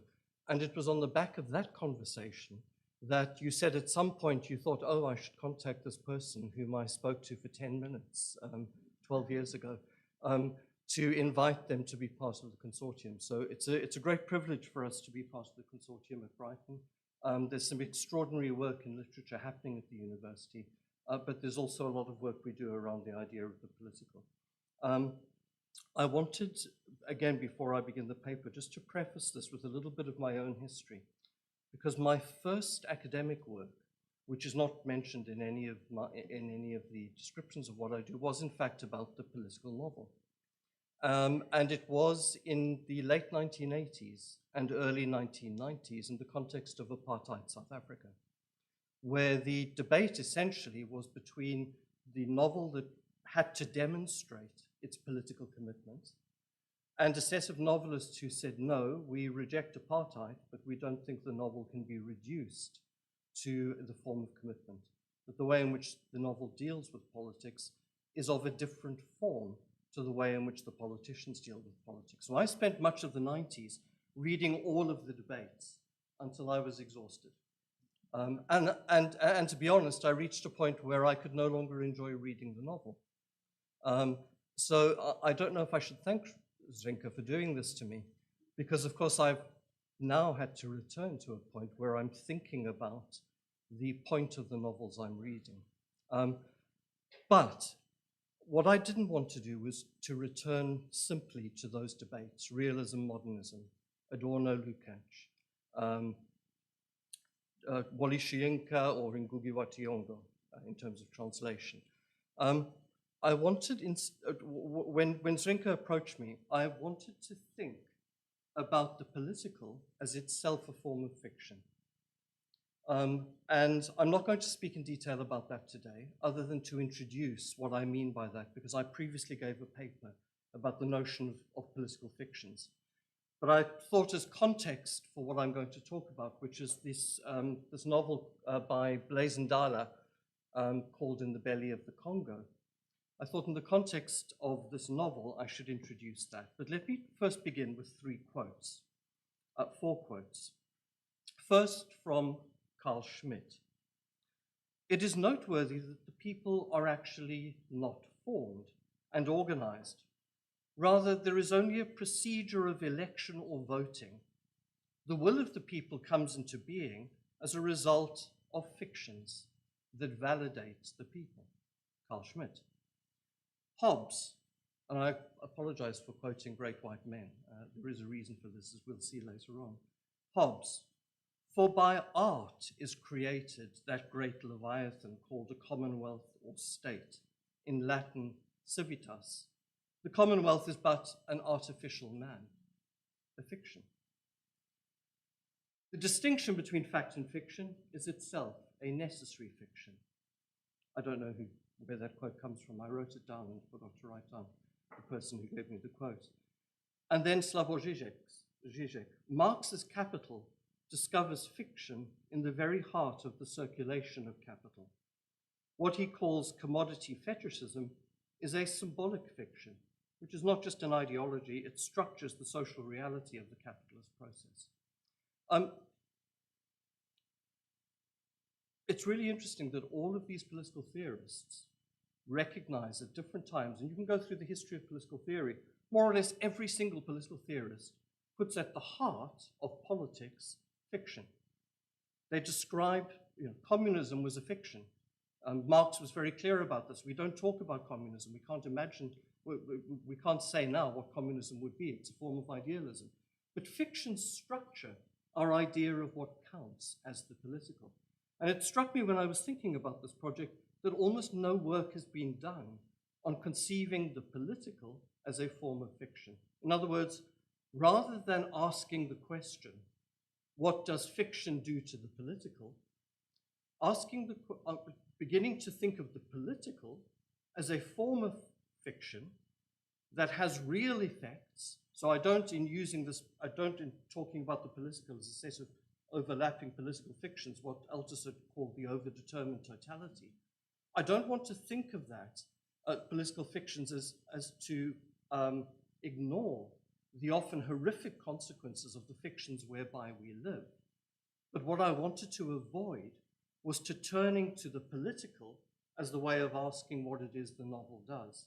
Instead, I'm more interested in asking, what is it that the novel does to political fictions? So I'm trying to invert a much longer history of the relationship between politics and the novel. And in that longer history, the novel is always in some sense invoked or called upon to answer to the question that is taken to be more real of what the political is. In my view, the opposition real and fiction doesn't hold, but neither is political fiction a lie, in the same way that the novel is not a lie. So that's the starting point for my work. I wanted to, in thinking about the relationship between politics and the novel, put into question what the qualifier political means. I'm not interested in seeking a general theory in which one knows in advance what counts as political, and then to evaluate novels in terms of what we already know in advance. This is already a straitjacket. It means that what's novel in the novel can no longer be novel, because we already know what it is we're demanding from the novel. So I'm not interested in doing that. I'm not interested in returning to those debates. I probably do so unconsciously, and if I do so, then please forgive me and correct me. Lukács, Adorno, Brecht may disagree about how to understand capital, resistance, subject and object, but they're all committed to a critique of the reality that they call capital. The notion that the angel of history could or would somehow deliver a world freed of antagonism which underlay those debates is naive, and we see that naivety today. But more importantly, it's also politically insensitive, because it suggests that somehow the charnel house of history is merely preparation for a preordained political end that we can tell in advance. I think that's the point of Benjamin's Angel of History. The political fictions I'm interested in are the ones that structure reality, but that the novel can realize the contingency of. So I reverse the old argument. I experiment with this inversion. The conceptual apparatus that we term the political is, in my view, constituted by a set of fictions. Fictions that we take for granted. I think the political then as a set of overlapping fictions that constitute the spaces in which we participate as social beings, that we come to assume are valid, are true. Think of sovereignty, nationhood, citizen, subject, property, representation, rights, authority, and as I will argue today, and I apologize to the funders of the project, Europe. This assumption, as I've already noted, is not strange to political thought, but what's odd is that political thought hasn't begun to address the assumption. So the novel allows me to do something in which I can still claim to be a political theorist, but I can have a lot of fun reading novels. You could argue, for example, that a novel like Swift's Gulliver's Travels, a long time ago, already did this to the myths of empire, to the myths of civility, the myths of humanity. And this is a novel written nearly 400 years ago, supposedly in the period when the so-called novel has been founded. Novels then are one space where these political fictions may be interrogated, rendered comic. I don't want to make a claim about the novel per se. Rather, I want to engage in a particular form of reading that finds in the novel what I'm interested in finding. So I'm going to be explicit about that. The reader, in one sense, makes the novel. I take that obviously from all the debates of reader-response theory. And I also think that one of the things the novel does is to demonstrate that there are no proper bounds to what counts as either the political or the novel. And in that sense, to echo the quotes that you've just had, I would characterize the novel when it's most interesting as improper, without any prior ethical determination of what that impropriety counts in, which is one of the difficulties, of course, when it comes to politics. I select a group of novels that, in suspending the assumptions we make about elements of the political, open other ways of perceiving, thinking, and being. And in making that argument, I am echoing the work of Jacques Rancière. A quick example of novels that do this work in a range of ways will perhaps give you an indication of what I'm interested in. Think of Lieke Marsman's novel, The Opposite of a Person, that doesn't treat the main character as person, but in fact deconstructs from the beginning, in light of climate change, the very idea of the human, the person that underpins the whole institutional structures of the European political state. Think of Death at Intervals by José Saramago, which puts into question the biopolitical functions of the state, which we always think of is there to protect life. But in this case, when death goes on strike, the state is really interested in people dying, and in fact requires their death. What does this say about sovereignty and the way sovereign powers operate? Think of Terra Nullius by Claire Coleman, an Aboriginal writer from Australia, whose work Terra Nullius puts into question the foundations of property. And Terra Nullius was the legal doctrine that basically said the rest of the world is without property. There are no property rights, therefore we can inscribe property on the land. Terra Nullius puts into question the notion of property and of what is proper to the self, of the properties we take for granted. Now, of course, it's rather easy for me to say this, and this was one of the problems I had when I then turned to think about the political fictions I want to take apart. But of course, novelists don't sit down and write and think, oh, I've got the political fiction of Europe, now I'm going to take it apart. So before I actually finish by talking about the novel, I want to talk about the political fiction that is Europe.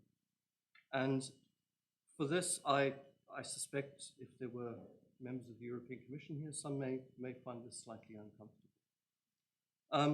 But let me talk about Europe and the political novel in Europe. What is Europe? We all know that it's a contested space. What place do the Balkans hold in the European imaginary? What about the country I now live in, Britain? What about the borders of Europe that have resulted in the deaths of thousands in the past few years and will continue to do so in the decades to come? I think that Europe is constituted by a set of fictions that we take for granted, and I'm going to talk about 4 fictions very, very briefly.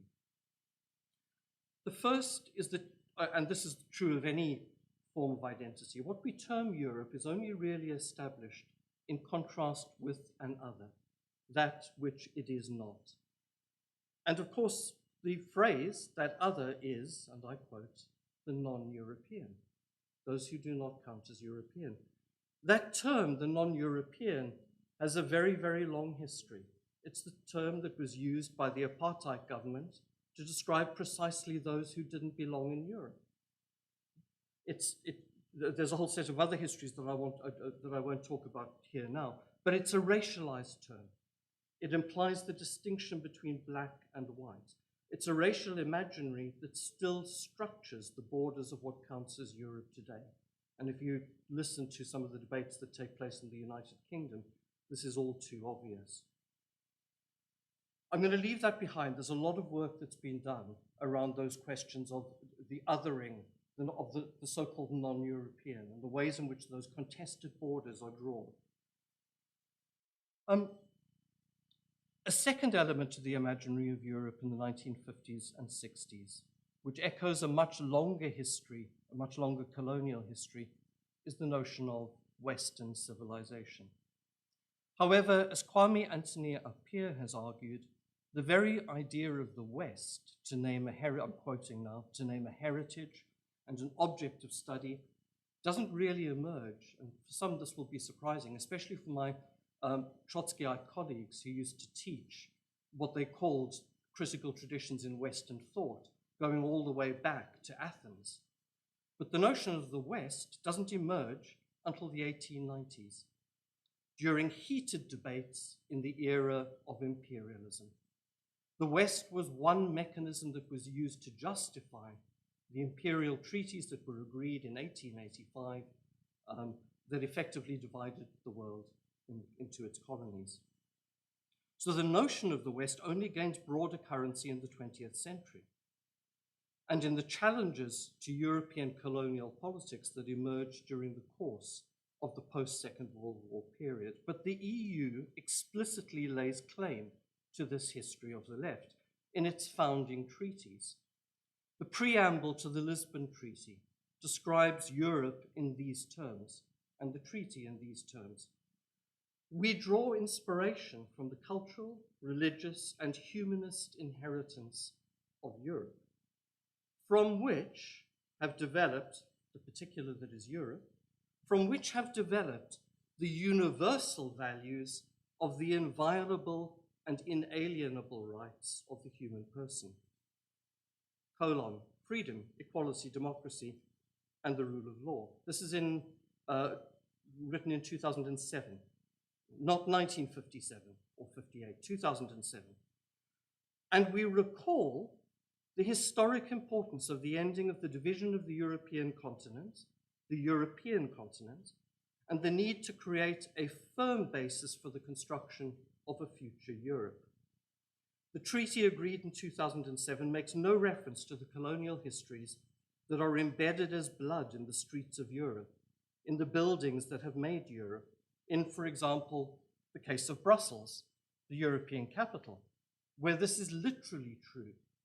Many of the public works were commissioned by Leopold on the back of the extraordinary wealth accrued when he owned, as his sole proprietorship, the whole of the Belgian Congo, a land bigger than the whole of Europe. As his troops and mercenaries inflicted genocidal policies to extract rubber for bicycles and later for cars, copper, gold, and other minerals.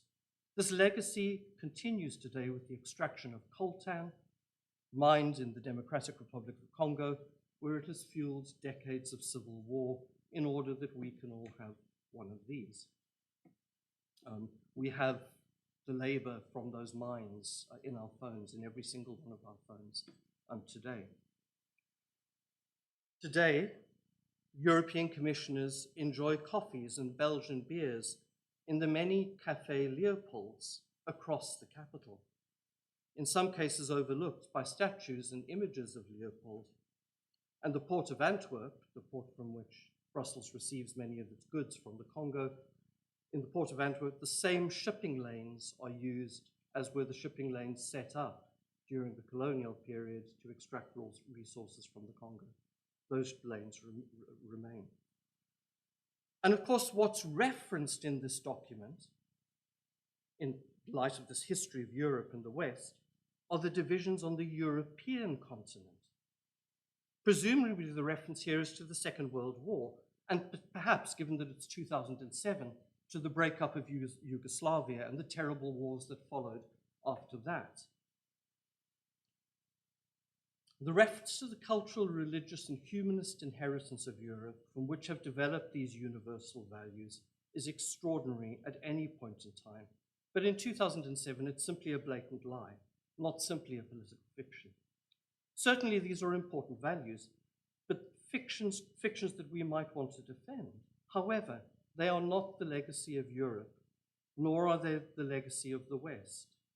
Even a cursory glance at scholarship shows the consequence of complex global histories, whether that be the Indian and Mesopotamian traditions that influenced the growth of democracy in Athens and other Greek city-states, the Islamic preservation of the Greek and Roman heritage that makes what we call the European or Western tradition today, the idea of personhood that goes back long before any notion of Europe even begins to emerge, not even to mention the goddess Europa, a Lebanese goddess that gives Europe its name. Before we debate the democratization of the European Union or the politics of the novel, we must perforce think through the rhetorical foundations of the European project and the implications of these elisions and slips that all too easily obscure the history that makes Europe. And now I want to turn to a third fiction, and this is about the making of the European Union, the period in which it was made, and this begins to take me into this novel, In the Belly of the Congo. Most of you will know that the first European treaties were developed in the 1950s.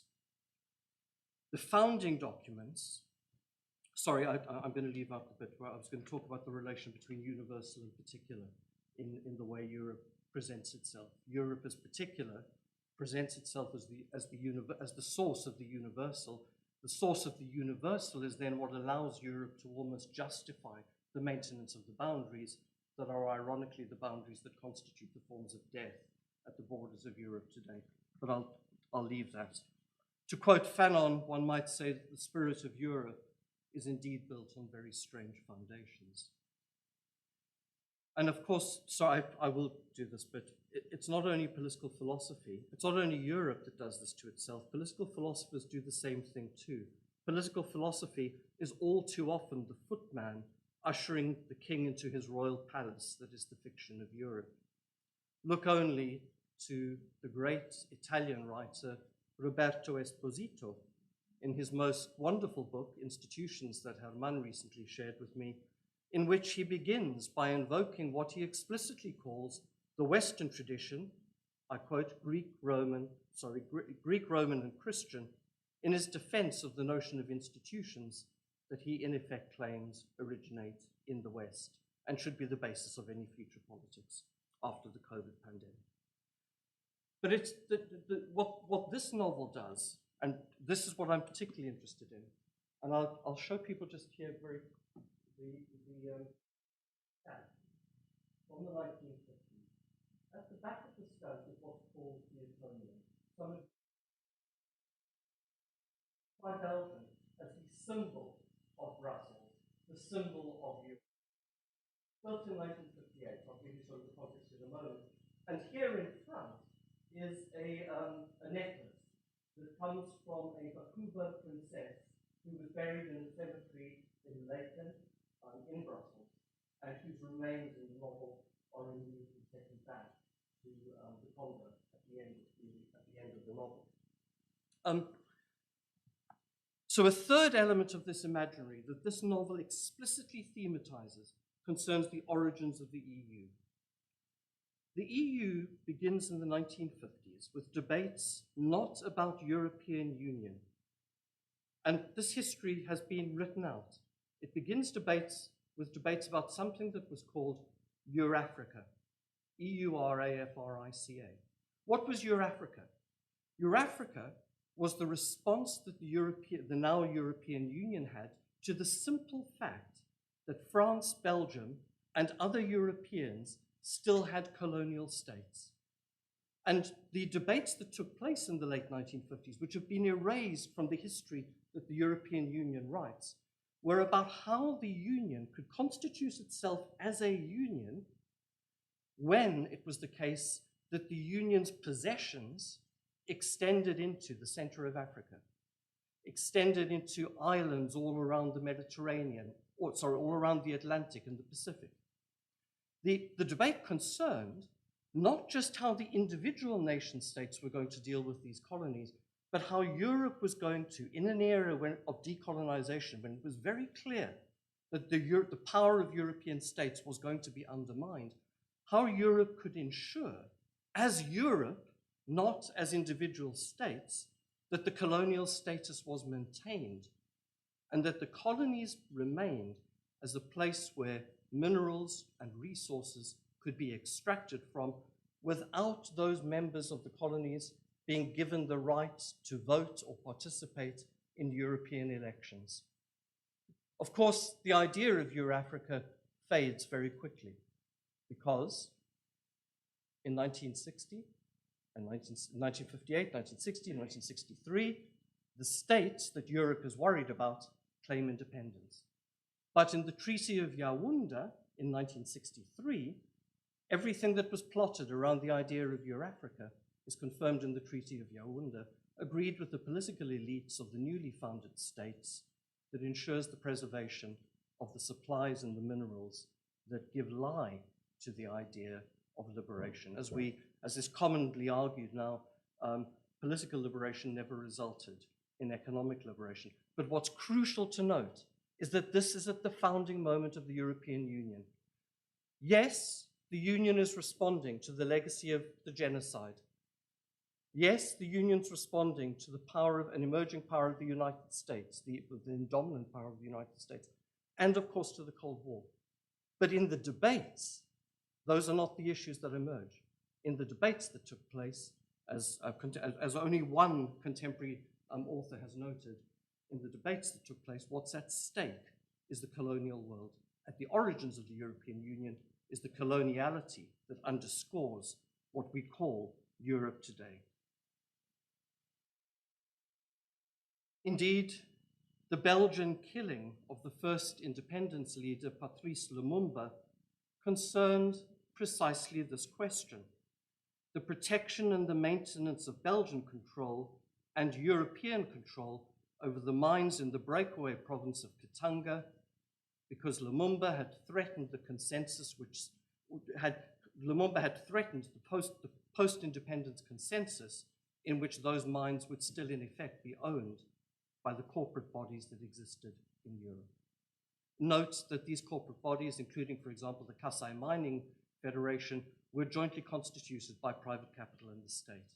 Like the Dutch East India country, they were very, very closely integrated. State and capital operate together.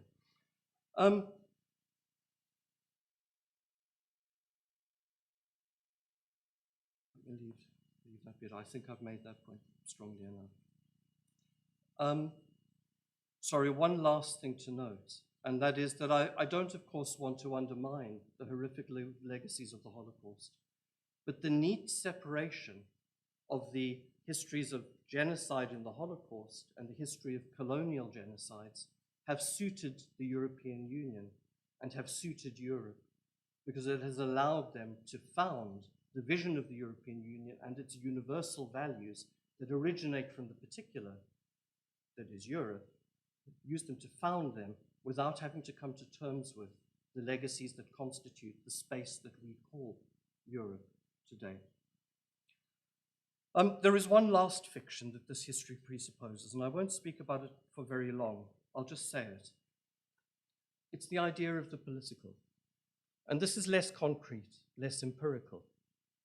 But when we speak about the political, the history of coloniality is the history of European nations saying, we bring democracy to the rest of the world. The political scientists rely on these measures of democracy that it is claimed originate in Athens. The colonial project is justified on the basis of this idea of the political. The political was supposedly the gift that is given to the rest of the world. And of course, in those terms, the rest of the world has to develop, come up to the level of European civilization, even ironically, as what was called European civilization relied precisely upon that possibility never ever being realized.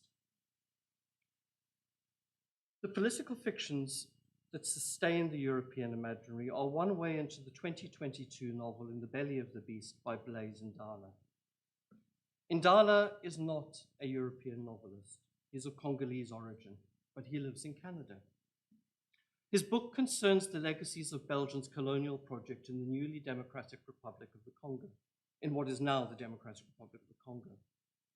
The Congo was granted to Leopold as his personal fiefdom in 1885 in Berlin and taken control of by the Belgian state in 1902, following international condemnation of Leopold's brutal policies for the extraction of rubber and later palm oil. For any of you who've ever received funding from the Leverhulme Trust, the money that the Leverhulme Trust dispenses as funding in the United Kingdom has its origins in what Lord Leverhulme left behind, but that money was made through the brutal extraction of palm oil from the Congo, following practices that Leopold had originally followed. Lord Leverhulme's Ghost, a book written in Belgium, published in Belgium, gives you the history of the Leverhulme Foundation. So for those of you who have, as have I have to acknowledge when I didn't know this history, for those of you who have indulged in research funding, it might behove of you to have a look at the origin of the funds that have been left behind. Anyway, Ndala's text contests all of the fictions that I outlined above. The novel is divided between I'll finish fairly quickly, but I'll just give an overview and then show what I'm trying to do with this. The novel is divided between two time periods and places. Expo 1958 in Brussels, and in particular, so-called Congo Land, the last human zoo that was exhibited underneath the atomium, which is now the symbol of Brussels, the symbol of Belgium, and the symbol of the European Union. It was the attraction that brought the most visitors. And in Ndala's novel, one of the Congolese women who is on display in Congo Land is in fact a princess from the Bakuba Kingdom. The Bakuba Kingdom traces its own history back to 500 AD. Oral histories, and I use that word loosely because the distinction between oral and written is deeply problematic. But the Bakuba peoples have a long political history that goes back to 500 AD. That history is maintained in Bakuba traditions. But this princess, Princess Shala, is effectively kidnapped after being raped by a colonial officer. She is put on display in the zoo, the human zoo that is underneath the atomium when the atomium was built, and she dies during this exhibition. If you read about the story of the exhibition, you'll note that it received far more visitors than anybody else, many of whom brought bananas and threw them at the people who were on display in this human zoo. And this is 1958. This is not 1898, it's not the imperial, it's not justifiable at any point, but this is recent history.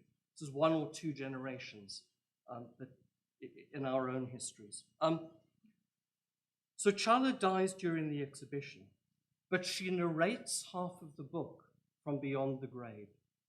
Chala is buried in Brussels beside the financier who funded Expo 1958. Colonial history, side by side, lying in the grave. And from the grave, she narrates the history to her niece, who has come to Belgium in 2004 to try and trace the remains of her aunt. But crucially, the necklace that I showed you on the cover of the book, because the necklace is part of the long history of the Bakuba peoples that is passed down through the matriarchal line between generations to indicate authority, standing, membership of the group. And Chala's father, Chala had had an affair with a Belgian official. She was then raped, she's sent back. Chala's father had driven her away because she had engaged with the Belgian colonizers. And he, on his deathbed, asks his daughter if she will go and find this necklace. So I'm getting the aunt, uncle, father's, but anyway. The daughter of the father goes to Belgium to try and find the necklace. So we have these two time periods which constantly interact. We have this fictional figure from the grave, buried in Brussels, who's telling us the history of Belgium as the history of the Congo, as the history of the colonial interventions in 1958, at the point at which Brussels was awarded its right to be the capital of the European Union. So in the year that the European Union is set up, those European officials are walking through this expo in 1958, looking at the exhibition, praising the king. There's something else in the novel. The figures of, among others, Patrice Lumumba and the great rumba musician Wendo Kolosoi, who died only a few years ago. He lived a very, very long life, appear. The novel is populated by characters of resistance, but also the novel takes the form in some cases of being a praise poem. It puts into question the question of genre, because when the characters in the novel recount their history, they engage in this very traditional form of praising the ancestors that made their lives possible now. So the ghostly presence of the narrator is not just about a formal device that allows you to tell the story. It's also about challenging the particular narrative form that the novel takes in the invocation of a much longer history that the Belgian colonizers have destroyed. One other thing about the novel, it deals with the atomium. The name atomium comes from a combination of atom and aluminium. Aluminium because the balls were constructed from aluminium. Atom because Belgium was the country that supplied the uranium that went into the buildings of the atom bomb and that propagated the nuclear power that is the basis of much of the ways in which we live in the world today, which of course was extracted from the Congo. So the celebration at Atomium is not only a celebration of the new European state, it's not only a celebration of Belgium's place in the world, it's a celebration of what Belgium claims to have given the world, namely uranium, which of course Belgium had not given the world. So the novel challenges the European imaginaries, partly because it disrupts this European history. It tells a different story of history. It shows the graves of those whose lives have been destroyed that are in Brussels, and deals as well with the skulls, the bones, the skeletons that are still used in the medical labs in Brussels today, that were gathered by the anthropologists who had been, so not only the raw materials, but also the lives of those. So I'm going to just finish because I suspect I've spoken for too long. But the novel also then compels, as I've just indicated, a rethinking of what we term the political. And here I'm thinking not just of the novel, but of the work of Prathama Banerjee, who spoke at the last talk that we had, the last workshop we hosted. What Prathama does in the case of India is to show that the concepts we take for granted as the key political concepts are imposed onto a set of traditions that historically in India could not be understood or conceptualized in those terms. So what Prathama engages in is almost a reworking of the very idea of politics. And this is why I said earlier on about the gift of the political supposedly being given to the world. What Prathama does very, very subtly is to unpick that so-called gift that comes with a set of violences that are unspoken, that are just, it's assumed that we give democracy. What's not understood is that that democracy is bathed in blood. What Prathama does is not something quite as explicit as what I'm doing here, but Prathama takes apart those concepts and demonstrates that there's a set of traditions within which Indian forms of political subjectivity have been conceptualized that are irreducible to those political histories. And what this novel does is it challenges precisely the notions of the political, in this case the fiction that we call Europe, that we all take for granted. I've got some sections about how it does so formally, how it does so in terms of rhetoric. I've talked about the praise poem. So there's a set of formal mechanisms that we find in the novel that does this as well. But I won't speak about those because I've spoken for too long. But I hope that gives an indication of where I'm going with this project. Thank you.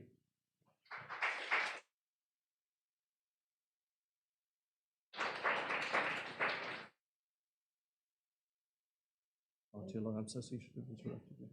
Thank you very much, Mark. So if we just start the discussion, please. Have a question. I think we have 5 or 10 minutes ready for this.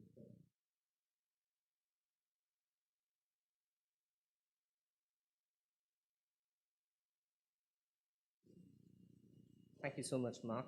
It felt like I was actually back in my classroom with my students, because this is exactly some of the topics that we deal with. So I can't thank you enough for the most refreshingly original perspectives you brought in. And I really do not have a question, except firstly I wanted to thank you for this. I just wanted to add 2 points here with regards to what was also understood as political myth-making. Yes, and this was something which we covered extensively in class with a particular perspective which looks at the imaginary of modern Europe being situated along 3 fundamental political myths. That is, again, it harks back to different elements of history. One is, it uses the very abduction of Europa by Zeus, the Phoenician princess, was again the other. Yeah. The counterpart from what is in today's Lebanon. So this is called the rape of Europa.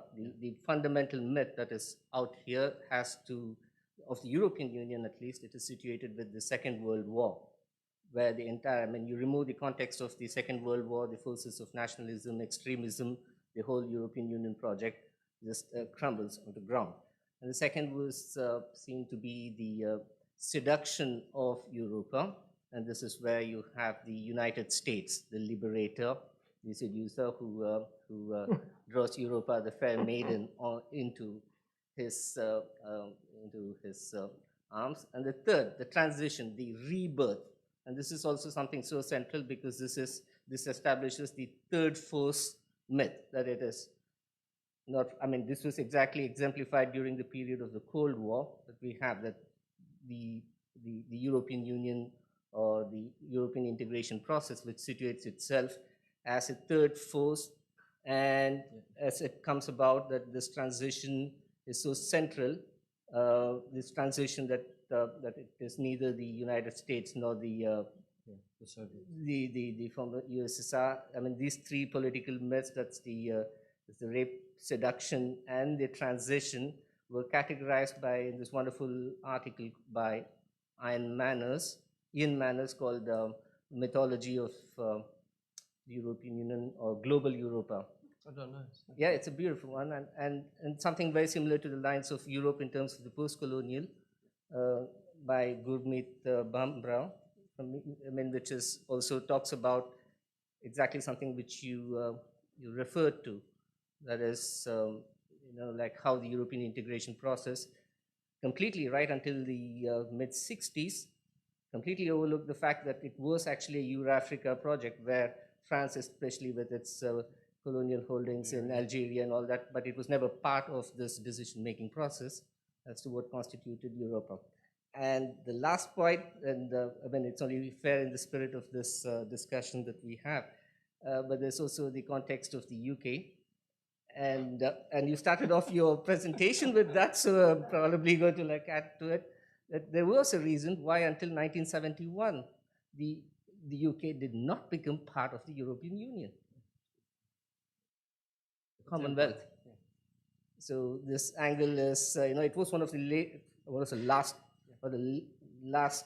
Western nations to join. But of course, after that was always the the next wave of integration, which brought in only the Central and Eastern European countries. But the UK took a long, long time to decide, hey, do we go in or not? Do we go in or not? And you can see that. Yeah, that's all. Last in, first come. Thank you. All I can say is I agree with all of those points, so thank you. I wanted to emphasize this colonial history, partly because I think that's a history that is unwritten. In a lot of scholarship on the European Union simply doesn't reference us. It's very, very rare. The decolonial and post-colonial scholarship begins to do so. So one thing I didn't talk about, of course, is that Brussels itself is almost, in some respects, a Congolese city. And yet, that's not the way in which externally Brussels is presented. So there is something else about the remaking of Europe that we can begin to think through. I may as well. It strangely echoes good old Heart of Darkness, don't you think? Yes. In a way, It's very deliberate. loudly. In interview, he has done that, yes. I haven't read the book. I'm very curious, and I'll do so. When you mentioned at the very beginning that politics is actually or the political is one of the most fictitious things, I was thinking again of another good old name. I was thinking of Plato's Republic, that it is based on fiction. Yeah. And that's what we have inherited From the for so long, from the very beginning, yeah. I didn't talk about House of Darkness on purpose, in part because I didn't want the discussion to be about Conrad and his legacy. But Indala very explicitly references Heart of Darkness. And in interview, he says, there's kind of, and I mean, in some sense it's crude, but it's also obvious, that the Heart of Darkness is Brussels. It's not the trip down the river. It's Brussels. That's where the darkness originates. And Conrad, in some sense, is acknowledging this in the novel, but of course, Conrad has no characters other than the white colonial characters whom he's dealing with. There is no voice given to anybody else except those characters. So this novel, in a sense, is an extension of Conrad that gives voice to those histories, those complex histories. And it's not a history of the Congo. It's a history of the different peoples of the state that became the Congo, which didn't actually pre-exist, the creation of the Congo as a colonial myth. So that's the other thing this does, and I didn't speak about this now, it unpicks the configuration of the nation.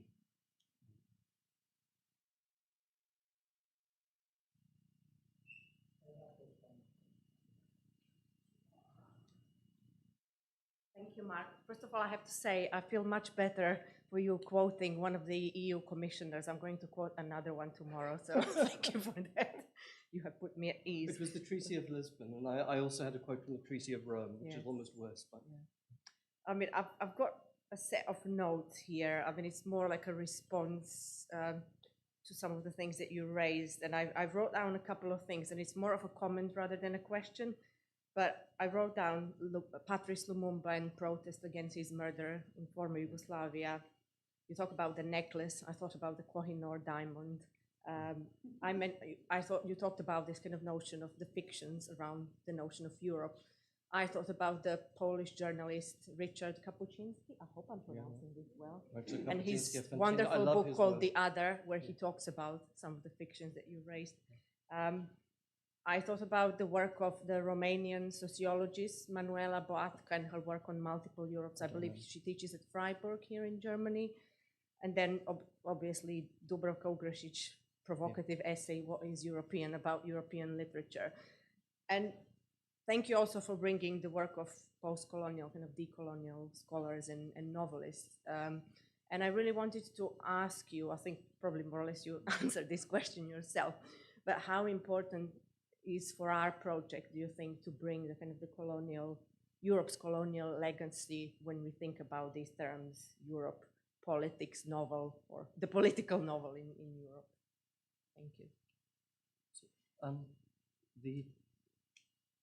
Obviously, I make this kind of an intervention in using this novel by Blaise Ndala and saying this must be viewed as a European novel.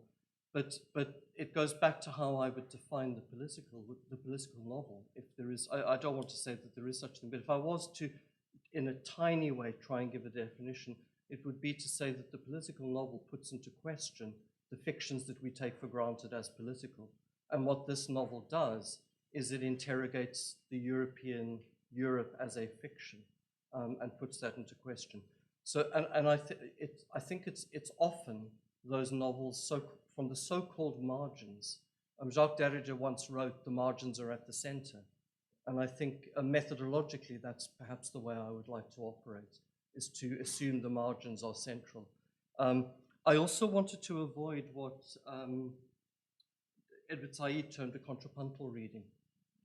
Not because I disagree with this at all. I think what he does to the European literary tradition is fascinating. He demonstrates the conditions of possibility of emergence of the European novel in relation to the plantation, to sugar, to the politics of coloniality and capital, but he does so through reading the so-called classic colonial novel. So I think that's been done to death, that form of contrapuntal reading. We can find the traces of that history in the novel fairly easily. I referenced Gulliver's Travels. Gulliver's Travels could only be written in the context of the so-called voyages of discovery in the 17th century, which it at the same time makes fun of. And just one last thing, I love Kapuscinski's work because there's a generosity about Kapuscinski that academic writing very rarely comes close to. And in particular, I love his travels with Herodotus. And Herodotus, I'll perhaps finish with this, Herodotus was one of the so-called historians of the Greek world, in inverted commas, who actually traces the origins of democracy to Persia. In a short paragraph in the middle of Herodotus' account of the so-called war and the myth of Europa that we were speaking about, in a very short paragraph, 3 generals have a debate about whether or not we should have democracy, tyranny, democracy, oligarchy, or a monarchy. And they have a long debate about the nature of democracy. And this is situated before the Greek city-state of Athens has even emerged. So that contrapuntal type of reading, I think we should do. But I'm more interested in the novels here that explicitly allow us to estrange ourselves from the fictions we take for granted, so to speak.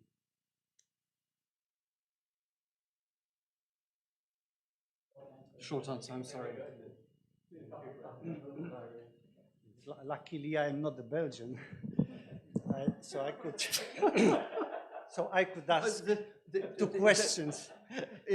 All I would say, yeah, all of the founder states of the European Union were colonial states, yes, not the current existing states. I know. 2 questions. Yeah. You said, and you're right, that there is something about the saying, yes, we bring democracy to someone, yes, and we give democracy, yes, to someone. But I remember some essay by Orhan Pamuk, Turkish writer, and he said, the novel is what Europe gave to the world. Okay? So it means, it raises the question, yes, that maybe there is something to think about with the novel form as well, okay?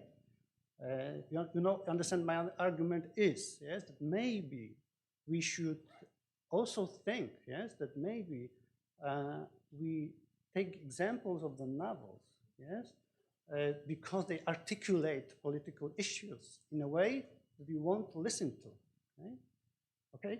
So maybe if you keep this argument, yes, that we gave you democracy, and then you have the argument, we gave you the novel, okay? There is one more issue to be considered, right? But to be honest, this thing is quite complicated because Orhan Pamuk says that he accepts this gift, right?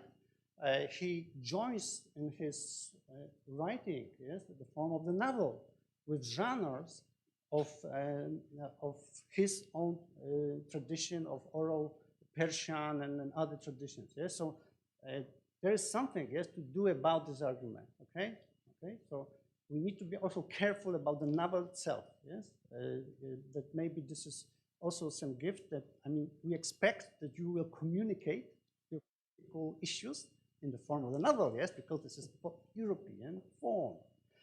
So I would like to think, what would you say about this?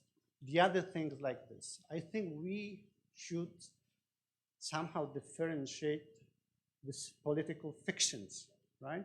Because I fully agree with all this critical analysis that you put about this EU fiction. But how to use your terms to explain the situation, like, for example, just, this is very strong example, but I kept it in mind, right? because our neighbors from Ukraine, they say they are fighting, yes, to be in the future the part of EU, right? Many of them know that this is kind of fiction as well, right? But they do not want to choose this Russian fiction, right? Which is called differently like Russian world or something like this, yes? So how do you explain the reason why someone takes this fiction and does not take this fiction, okay? So because I think we have to, in some way, differentiate, yes? So as this term was operative. Thank you. I'll try and be very, very brief. The question of the novel. So I'm not as familiar with the ways in which the history of the novel's been rewritten in the past 30 or 40 years. But one thing I would suggest is, first of all, that there is a myth that the novel, like democracy, emerges in Europe. And that myth relies upon a very strict genre distinction between the novel and other forms of writing. But if you want to stick with the myth for a moment, let's remember that Don Quixote was living in an Islamic world. Let's remember that what we call Spain was part of an empire that has its origins in the Middle East. Let's remember that the novel emerges at the point of coloniality, at the point at which the so-called Europe begins to conquer and take over the rest of the world. And let's remember as well that Baghdad was, for centuries, the center of writing and the center of book publication across the globe. So I don't know, but my suspicion is that there is a more complex history than the one that Orhan Pamuk gives to us. So that's all I can. I don't want to say something I don't know sufficiently about. But I suspect that, like democracy, that an interrogation of the history would tell us something different. In terms of the Ukraine, why accept some political fictions? Look, the origins of my work deal with theories of hegemony and the politics of identification, Lacanian accounts of identification, and Gramsci's account of how political hegemonies are formed. And I think if you want to understand the ways in which different forms of identification take place, you can only do so through a very fine-grained analysis of the forms of communication, the historical forms that go into the making of the so-called Ukrainian nation, obviously the violence of the invasion. I think there's a range of reasons that we could follow. The broader question, though, which I think you're trying to guess at, is why identify with some political fictions and not others? And here I'll just be really blatant. There is a political fiction which I think is radical and which has no object except everyone, and whose boundaries are improper and unknown, and that is equality. Equality is not something we know. Equality implies difference. Equality is something we do. It's something we enact. It's not just a demand. It's what we do in the world. So for me, I just put that up front. I'm not going to say it's real, because if I say equality, I say equality is, following Jacques Rancière. I just say equality is. What's fictitious is the world that insists upon the hierarchies and destroys that inequality. So the political fictions that I'm interested in identifying with are those that enact and further and remake what we call the politics of equality. And that's not by any means a European history, and nor is it limited to human beings. This is something else. The distinction between the human and the animal has a much longer history that feeds into histories of racism. So the remaking of the human-animal category is also a remaking of the very possibility of a politics of equality in light of those racial histories, those racist histories, not racial histories. So those are the fictions I would want to identify with. If you then ask me why do some people identify with others, I would just say I've got no idea why the British people voted for Brexit. There are limits to explanation. Okay, thank you very much, Mark. Thank you.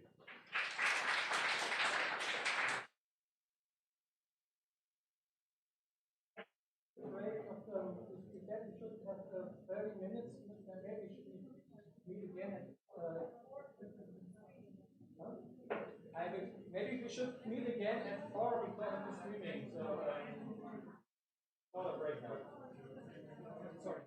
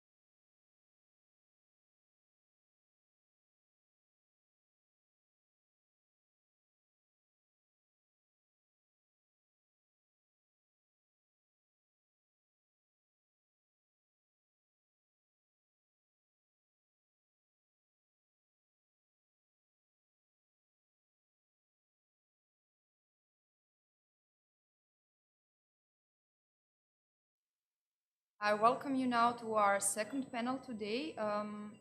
But before we begin, do you think it would be good to close the door behind, or is it the back door, perhaps? If you, yeah, great. Okay.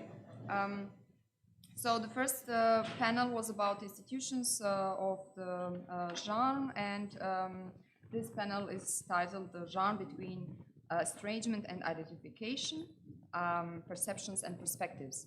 I think the contents of this panel now, where we have two speakers, ZVONIMIR GLAVAŠ from Zagreb and TOMASZ MIZERKIEWICZ from POZNAN, has been very nicely anticipated by at least 2 points in, that we were offered in the first panel. I would only like to highlight one thing from one dimension, one element from ZRINKA's lecture. She hinted at the novel as a popular genre, and she shortly spoke about this span between novel as genre for education, used in education on the one hand, and also genre very popular in terms of entertainment, and we can continue like also mass manipulation, as it has been perhaps most often critically analyzed in 20th century. You know, you mentioned Jameson, we mentioned Magda mentioned political unconscious, etc. But today there is a important generation of critics who call themselves post-critics and who want to kind of emancipate the novel from these like bad connotations of only being an instrument of mass manipulation.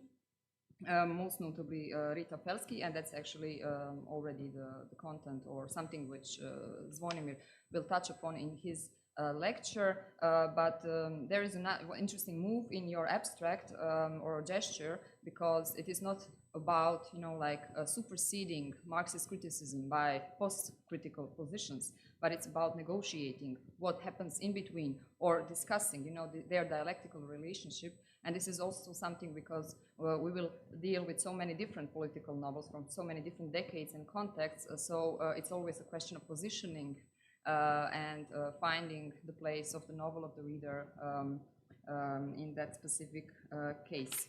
So that's one point, and the other point is something Mark touched upon, and that's reader response theory.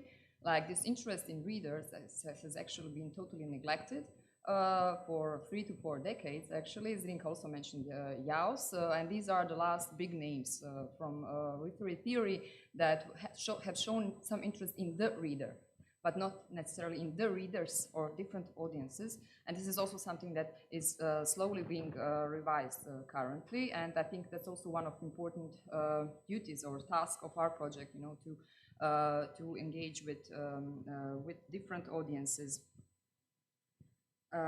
That's I think enough as introduction to the next panel. Both papers fit together very nicely. We are happy to have them here in this panel. I will shortly present Zvonimir, who is our first speaker. Zvonimir GLAVAŠ, postdoctoral researcher at the Faculty of Humanities and Social Sciences in Zagreb, at the University of Zagreb. With areas of expertise in contemporary literary and cultural theory, so-called post-Marxist theory, politics of literature, theory of ideology, contemporary narratology, and war literature. And those who are following the Facebook page might have noticed that this summer his monograph has been published in Croatian language, and translated into English. The title reads Post-Marxist Condition, Literature, Politics and Theory, and that's, I think, also like perfect background or perfect material to start with today. Thank you, Zvonimir.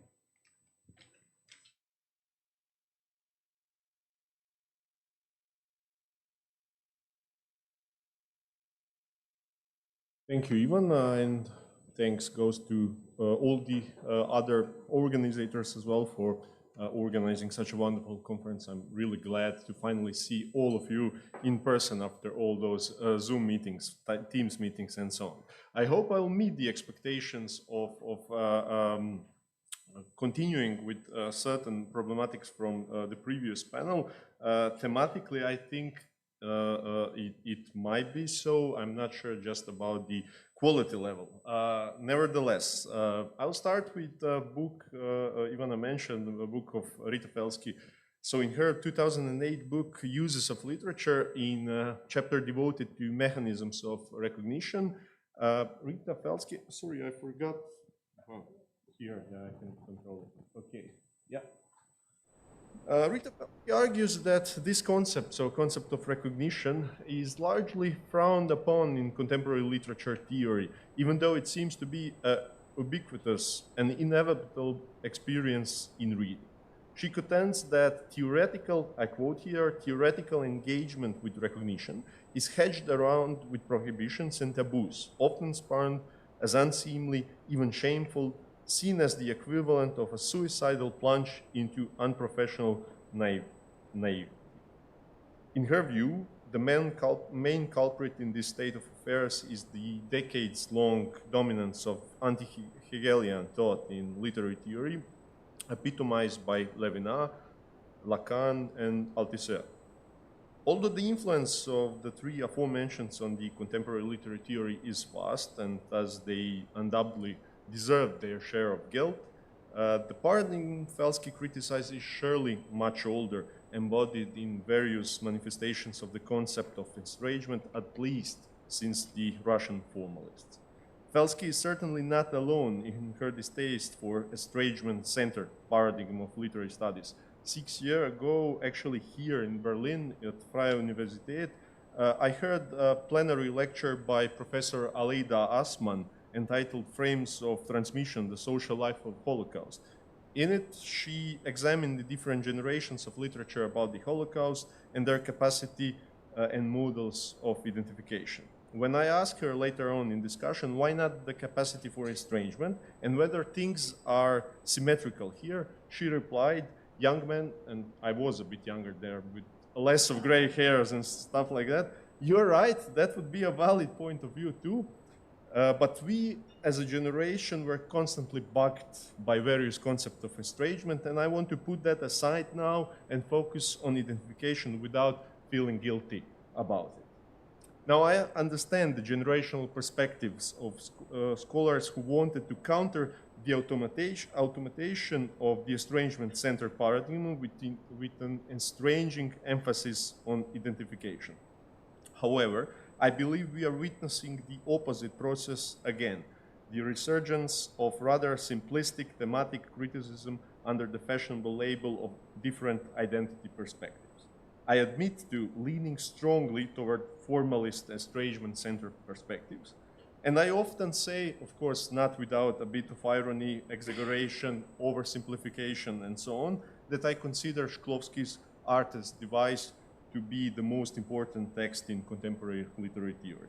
But more importantly, as a devout Derridian, I do not believe that estrangement and recognition are necessarily mutually exclusive. On the contrary, they necessarily co-implicate each other in a kind of dialectical relationship. Now, according to Shklovsky, the phenomenon of estrangement burdens the form and prolongs the process of perception, thus undermining the automation of perception and the algebraization of reality. Nevertheless, it does not end in a dead end, but leads to an understanding. A very altered one, but still an understanding. The situation is the same when we move from the singular event in literary work to the broader literary context. As Shklovsky puts it, a life of poetic work, or a poem, moves from seeing to understanding, from poetry to prose, from the concrete to general, from Charles the Great to the title of the king.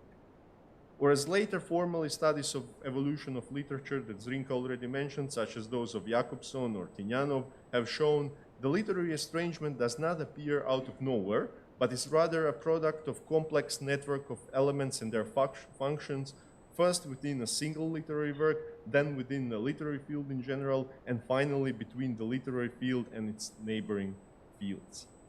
In other words, estrangement is product of complex synchronic and diachronic relations. It implies literary tradition as its constitutive background, and it eventually becomes literary tradition. A similar dialectic between estrangement and recognition can be observed in all other contexts, such as discussions of a similar yet not entirely same concepts in German authors of 20s and 30s, such as Bloch, Brecht, Benjamin, Adorno, or discussions of transgression, which depends constitutively on boundary that it crosses from Bataille to Foucault or Macheret, or various combinations of these influences in what we usually call post-structuralism. But rather than discuss these similarities and differences in detail, which we can do later in discussion, I want to return to Felsky and note that even her plea for recognition and against estrangement-centered perspective contain this dialectic. In objecting to the marginalization of recognition in anti-Hegelian criticism, Felsky often argues against the strawman she herself has built. For example, she claims that these critics, I quote, become embroiled in a version of Cretan liar's paradox, end of quote. For how could we know, and again quote, that an act of misrecognition has taken place if we are barred from self-understanding? But one could hardly defend the thesis that Lacan or Althusser completely exclude the process of self-recognition unless one understands them in very Cartesian sense. Moreover, when Felsky argues that the anti-Hegelian thought neglects, I quote, dialogic and non-identitarian dimensions of recognition, end quote, and presents the alleged alternative, it is hard to avoid the impressions that this outlining alternative is much closer to the stances of post-structural theorists than the oversimplification which Felsky suggests. Finally, most of literary examples that she uses to underscore the importance of recognition as self-understanding and as a political demand for acknowledgement clearly imply estrangement too.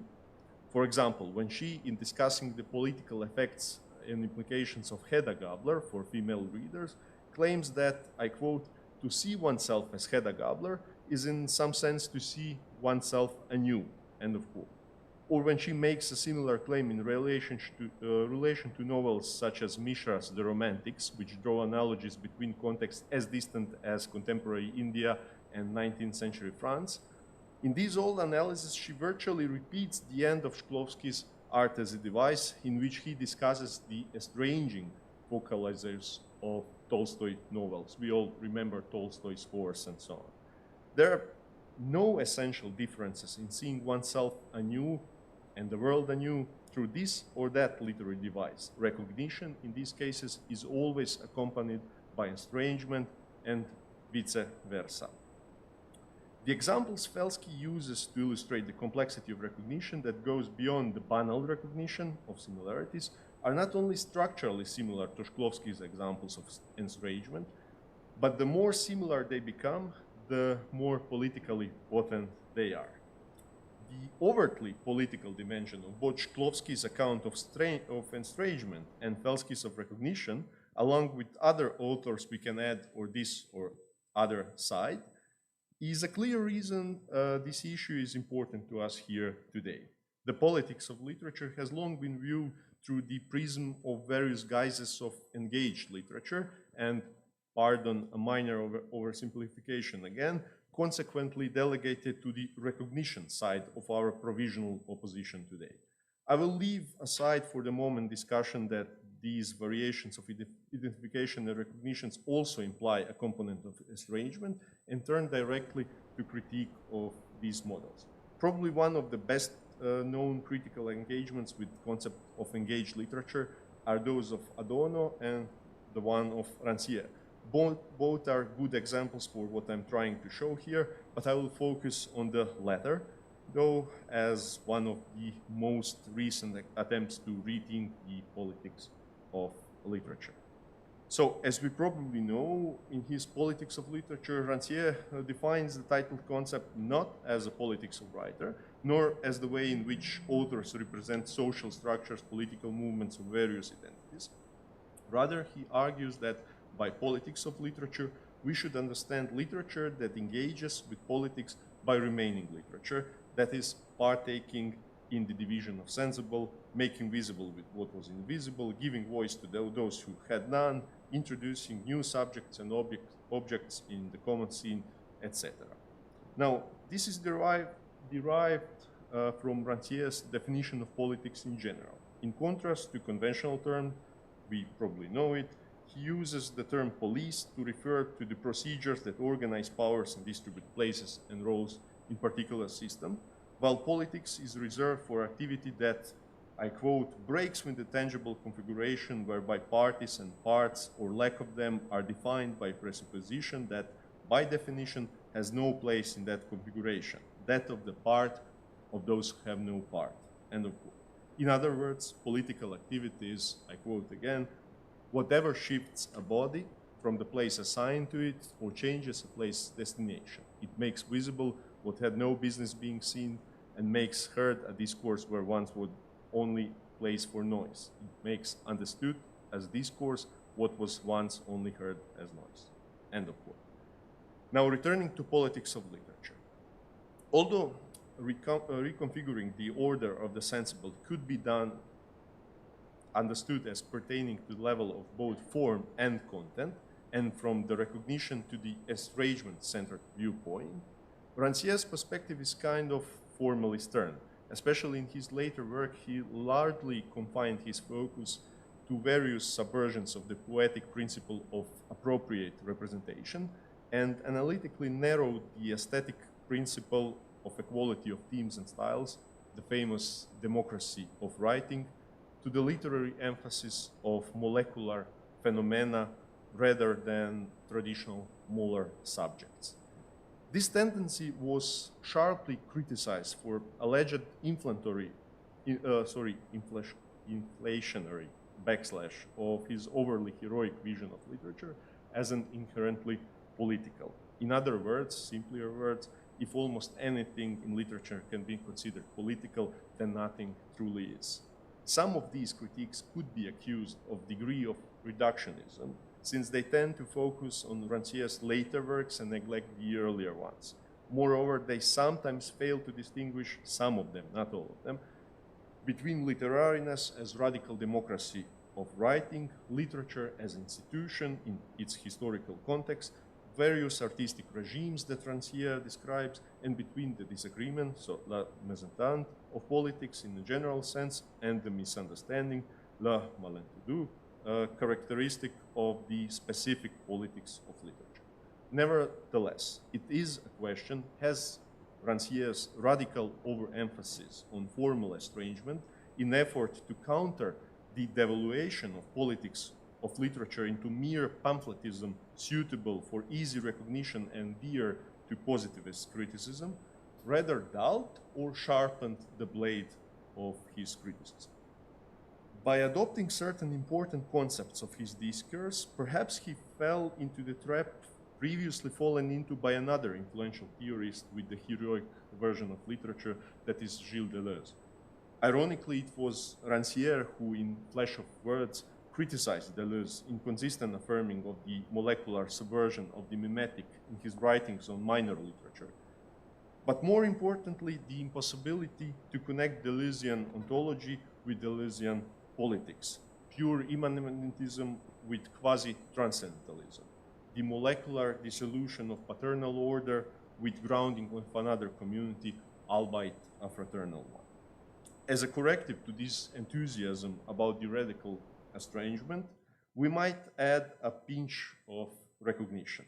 In his mute speech, Rancière has shown an awareness that the aesthetic regime of art, a radical democracy of writing, places the institution of literature in danger of two possible extremes, either dissolution in ordinary speech or complete hermetic closure, so constantly in tension between those poles. There is a similarity in Derrida's writing as well, actually. Although Derrida famously defines the literature, or not actually defines the literature, comments on literature as an institution that allows one to say everything in every way, which aligns well, actually, with Rancière's democracy of writing. Elsewhere, he notes that he does not equate the politically progressive effects of literature with absolute avant-gardism. He does not believe that it's sufficient to smuggle in, that's his quote, super refined avant-garde products without struggling for a massive transformation of the apparatuses. But neither does he believe that this is completely futile. On the contrary, I quote, "One must tamper with the code, its homogeneity, work in several rhythms, because the monorhythmic and the monocode always spell immediate reappropriation." End of quote. This paradoxical relationship between invention and convention, as he puts it in Psyche, the invention of other, is partially analogous to the relationship between the singular and universal on a more abstract level. The connection between these two concepts and the estrangement recognition binarism has already been made to some extent in some way by Shklovsky, so I'm not the first one that is stretching things a bit too far. Be it as it may, many authors have pointed out that Derrida consistently viewed literary works as singularities. However, he also repeatedly pointed, most famously in his text Before the Law, to the literature as a peculiar institution that exposes the paradoxical relationship between the universal and the singular, that is a contingent grounding of the supposedly always already grounded universal, and the repetition of the supposedly unrepeatable singular. That is, as the matter of fact, a terrain of which literature meets and exposes the law. The dual nature of this catachrestic connection is what I think is perhaps lacking in Rancière's or Deleuze's politics of literature. The overemphasis on misunderstanding might need a correction by the disagreement. The unmasking and undoing of the catachrestic grounding is present, but not the another catachrestic grounding which politics imply. One contingent quasi-center must be replaced by another, or we are headed for potential breakdown of semiosis. Although the center of structure is an illusion, as Derrida showed long ago, the non-centered structure is unthinkable, which is why it is hard to think of molecular disorder as of politics. Rancière's theory of politics in general, as formulated, for example, in Disagreement, actually takes this into account. Politics is described as that rare and precious moment when an established differential system is exposed as contingent and called into question. This process, however, is always product of some antagonism. The eponymous disagreement, as the core of the situation of politics, always takes place between specific actors situated between subjectification and identification. The inquiry of those who are the miscount of a communal count, the demos, the people, always has a certain subject, and that subject always aims to catachrestically transcend its particular differential position towards the universal. Rancière is aware of the importance of literariness in this process, which is why he claims that the zone politikon is literary animal, that man of democracy is a poetic being capable of disentangling the orders of the words and of things that have assigned a place to each. Or in other words, that literariness is, I quote, nothing but a generic name for a disruption of every ethos and nomos of community, end of quote. But in moving from the literariness of politics to the politics of literature, he moves a bit from what Mahat calls post-foundational paradigm, one step closer to the anti-foundational. But let us leave for a moment the details of Rancière's politics of literature aside, apart from this core thesis that it should refer to literature that engaged with politics by remaining literature, and let's try to translate post-foundational thinking of politics to literary terrain. In doing so, however, there is no need, I think, to reinvent the wheel. A return to formalist schools of the earlier 20th century might suffice to some extent.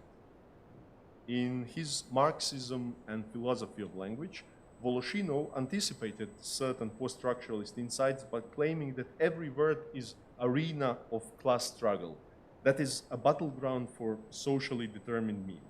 Language collectives, he argued, are much larger than social groups within them, and therefore every word, apart from the form and the theme, has a social accentuation. The polyaccented nature of science, however, only makes itself felt in times of social crisis, at least in conventional discourse. But in literature, the accentuation or evaluation of each sign is explicitly verbalized, resulting in a straining effect. This is, of course, consistent with Voloshinov's close collaborator Bakhtin's thesis about the dialogic nature of the novel and resulting polyphony.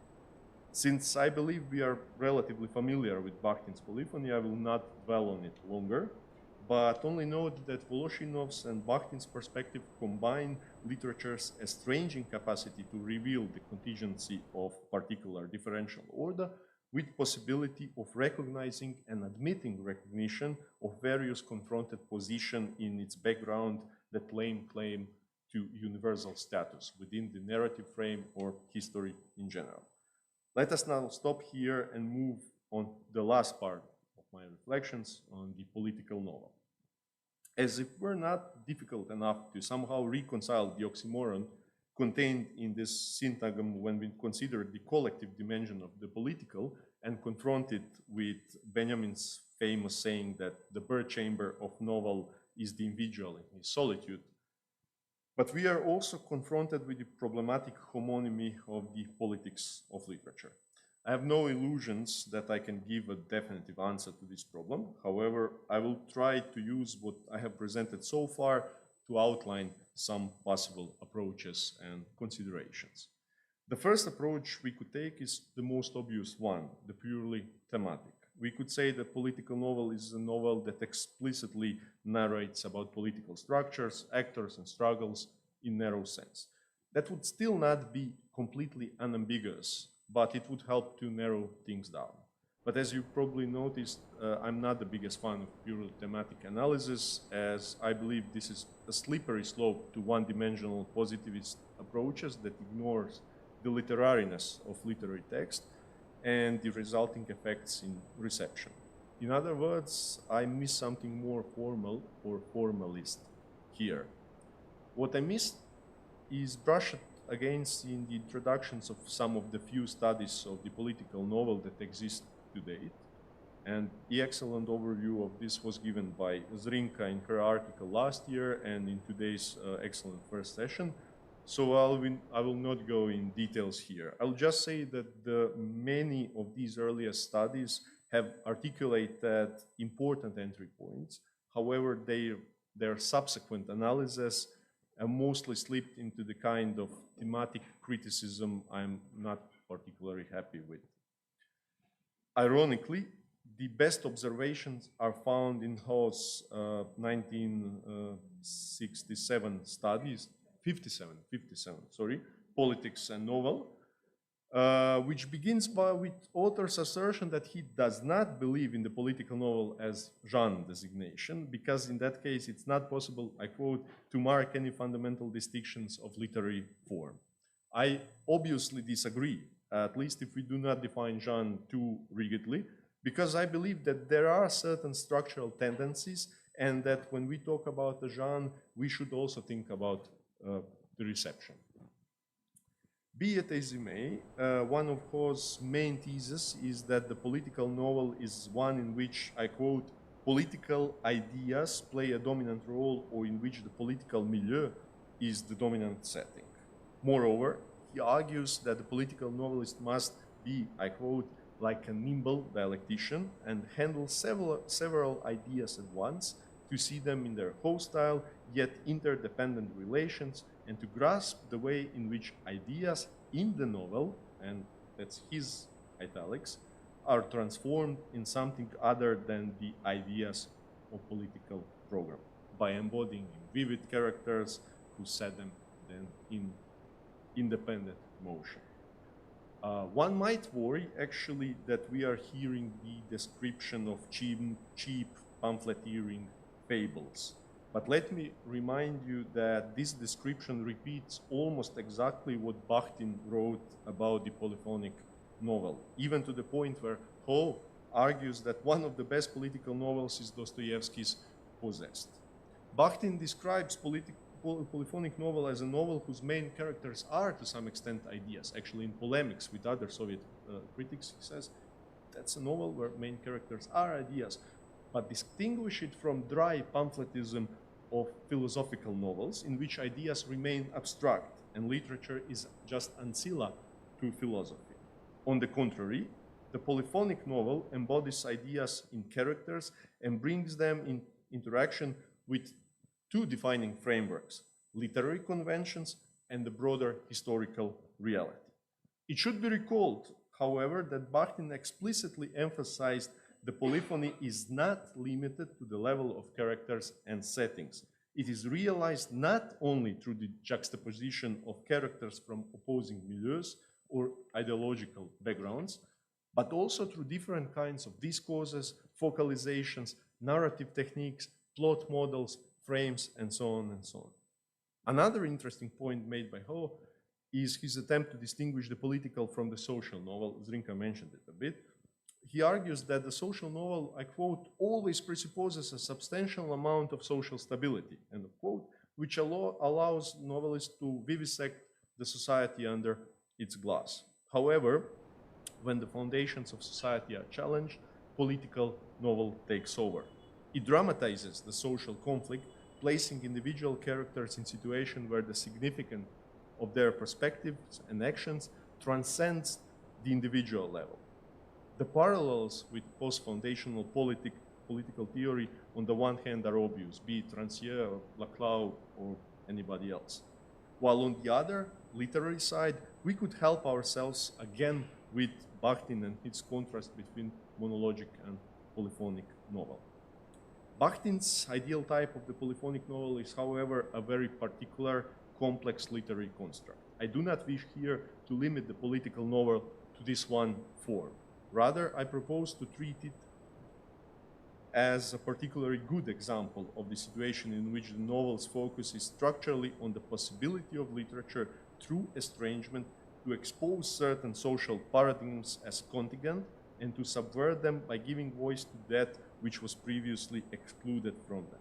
In this way, it also enables the recognition in the double sense Felsky mentions as the understanding and acknowledgement tied to a particular case that transcends its own particularity and metonymically articulates a social subject. The lingo here is apparently not from Felsky, but from Laclau's, but I don't know would Felsky agree with my paraphrases. A part without part that asks for its parts or Rancière, or even makes claim to universality. Now, what is the criterion for such a combination of estrangement and recognition that ensures the narrative in the manner of Deleuzian minor literature transcends individual matter? I'm afraid there is no definitive answer to this, and the matter is unavoidably context and reception dependent. But in saying that, I do not want to go full-blown Stanley Fish on you and indulge in radical relativism. Instead of Fish, I would suggest turning to Mukaszewski and his combination of formalist, Marxist, and phenomenological impulses. When it comes to the question of aesthetic value of literary work, Jan Mukaszewski argues that this question must refer to an artwork as an artifact, not as an aesthetic object, as a singular realization of that artifact. It depends on the complexity of artifact, on how many different, often opposing, extra-aesthetic, existential values and perspective it is able to incorporate and unite in constant tension. It is similar with the potential of a novel to be considered political, I think, at least. It depends on the particular intertwining of estrangement and recognition, and these depend on two main frameworks, literary historical and social historical. But the more complex the work in terms of sheer numbers and formal complexity of various social values, contrasted worldviews, etc., that a given work as an artifact is capable of holding in constant tension, the greater are the chances that it will achieve political effects and as an aesthetical object, not as an art. That is one possible answer to Felsky's question, how it is that Hall's Well of Loneliness is considered the most popular lesbian novel at one moment, she claims that, and the worst stereotypical limiting lesbian novel at another moment. This is one possible answer to her question of why the overly simplistic and positive portrayals of certain social actors are often dismissed as mere pamphlets rather than embraced as devices for recognition. This is a possible answer of the question of why, as Adorno claims, Kafka's narratives are more successful in codifying what happens to a person in certain kind of capitalist society than novels about corrupt industrial corporations. This is one possible explanation of the fate of Ždanovian production. One possible answer to why Croatian coming-of-age gay novels or the Netflix gay teenager series like Heartstopper that is popular these days were or are certainly political despite their, let's say, extremely modest structure, but their politicalness is or could be very, very short-lived. This is finally one possible answer to why we will always recognize certain novels as political novels, even as epitomes of this genre, even though a list of them cuts across other genres. Be they historical novels that confront us with actors in political turmoil, like Possessed, aforementioned. Be they sci-fi dystopias that offer us perspective from a social insider questioning norms of his society, like 1984. Be they spy or detective novels that are involved in events related to social thresholds or unrest, like Commissar Gereon Rat novels or Smiley novels.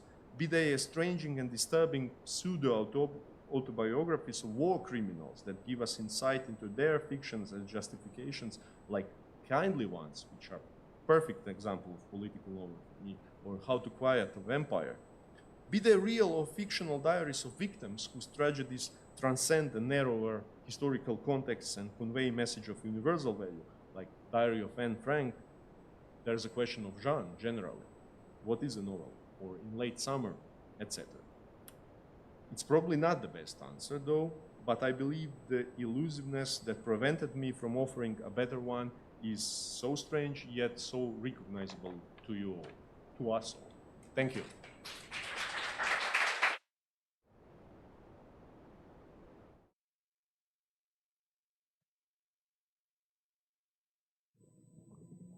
Thank you, Zvonimir. Going with discussion now? Or yes, I think that was what we agreed, yeah. The floor is open to questions. Sarah?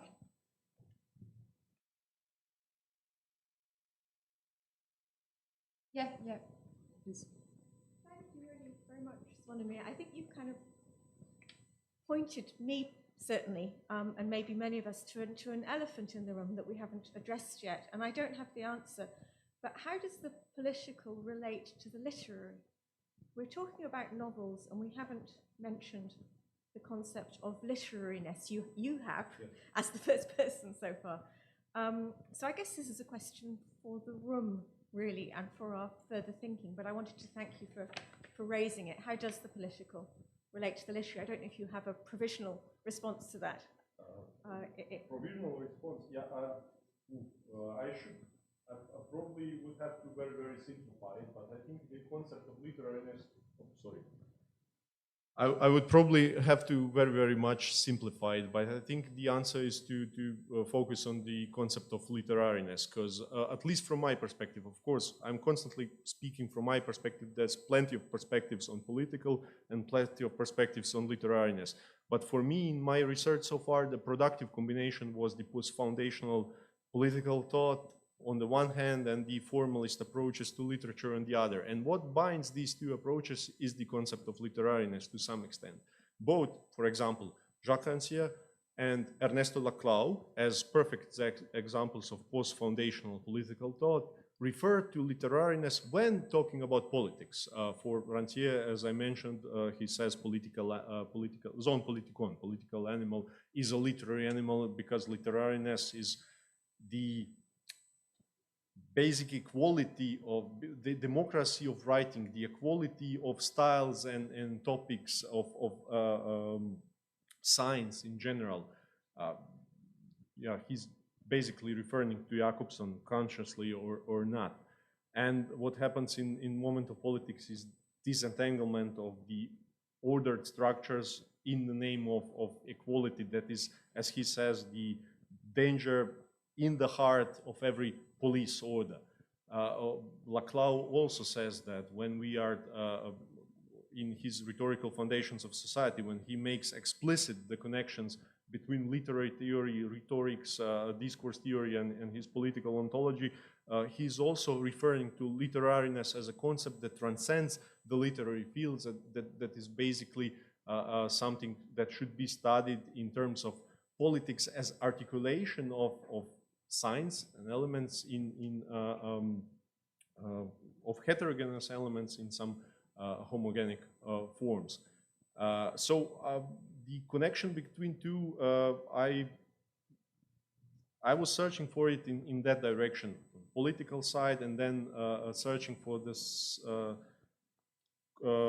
something that is complementary on the literary theoretical side, because formalists, for example, who are focused generally on the examination of literariness, constantly underscore the political effects of literature, thought as they were conceived, as they were conceived. That's one approach. In the study that Ivana mentioned, that was basically my doctoral thesis, I used a kind of hiatic syntagm to address it, literariness of politics and politics of literature. So basically a chiasm.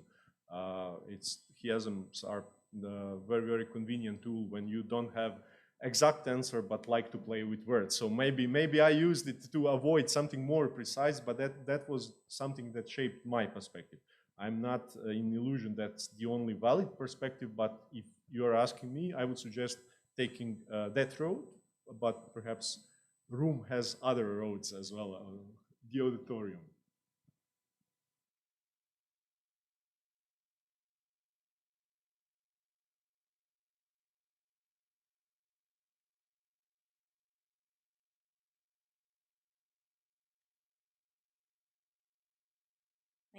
Thank you for that. Just building on Sarah's question, I suppose literariness also has to do with reception and how these novels are being received by different readers. And I think one big question is, are these novels read as political fictions or not? And how much should one's political reading of a novel take in all the other possible readings as well? Yes. Of course, as I mentioned in this presentation, and as I mentioned generally when I'm talking about that, I think that context dependentness on the reception is unavoidable generally. And I don't think even there is that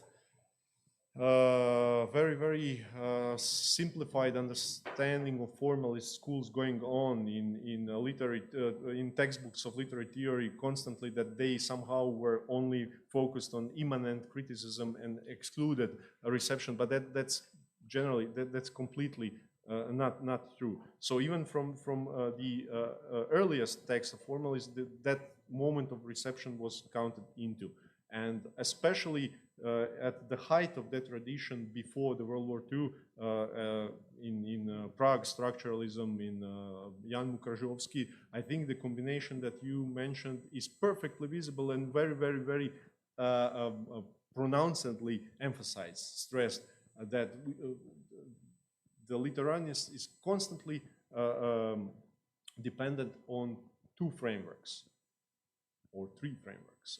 So it's in Tynyanov, it's the relationship of an element with other elements in literary work, then that literary work with other literary works in synchronic state, in diachronic state, within the literary series, and then relationships within among series in society. And that's to some extent already formulated there, and that's something that I constantly underscore as unavoidable. But I don't think of that as a relativism. I think of that as a formalist materialism, so to say, or historical formalism or something.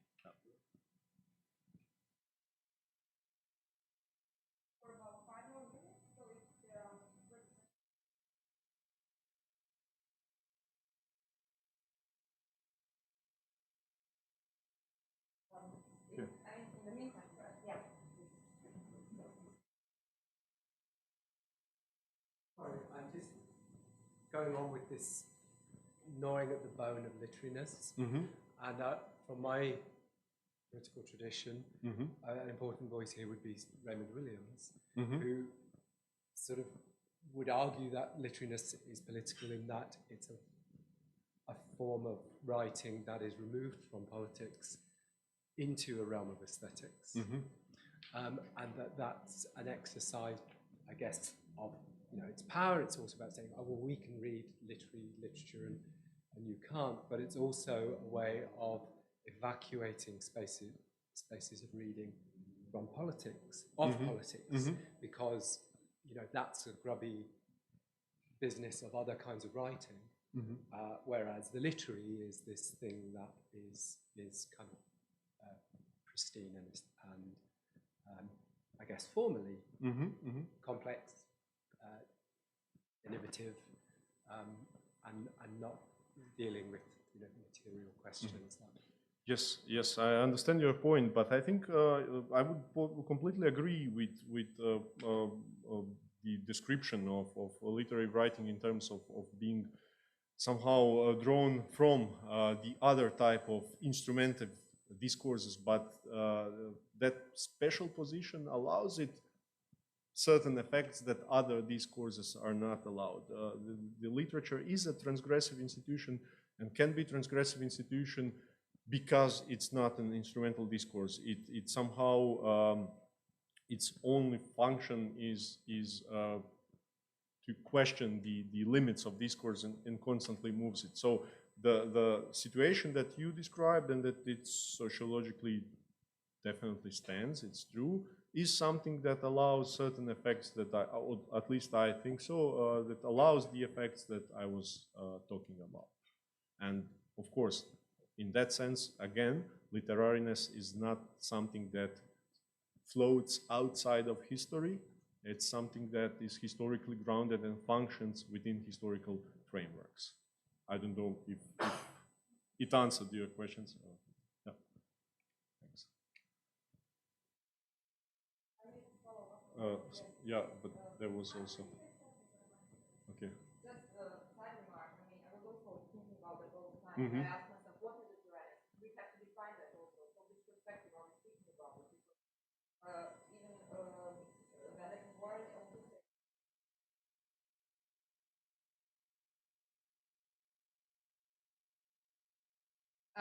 Even Velek and Warren say that, although they insist on sort of aesthetic autonomy, they also say, work of art is political for the very fact that it is somehow related to that society. So it has some content or some other sort of connections.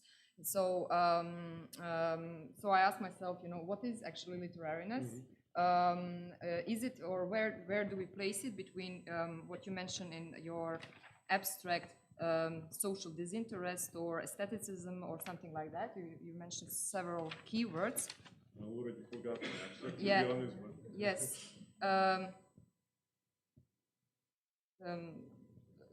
Doesn't matter now. On the one hand, and on the other hand, Brecht's famous statement that if you want, like he said, every new politics needs also aesthetic expression of that politics, implying that there is no political aesthetics without, however, imaginative connection with particular politics. So that's completely different stance. That's why I asked how do we discuss literariness yes, in that span? In that sense, well. From the perspective of Rancière and yeah, from perspective of Rancière, I think that sometimes he's oversimplifiedly criticized as somebody who introduces literariness as a completely abstract term that is out of history, because if we remember again his three artistic regimes, these are historically situated, and in those studies he situates things historically, and the literature that relies on the effects, that pronounces, that puts forward the literariness as equality of themes and styles, as democracy of writing and so on, has its concrete historical background. And if that was not stressed well enough in works of earlier formalists, I think it is taken into account in later formalist theory as well, and then in numerous theorists during 20s, 30s, and so on, up to Rancière.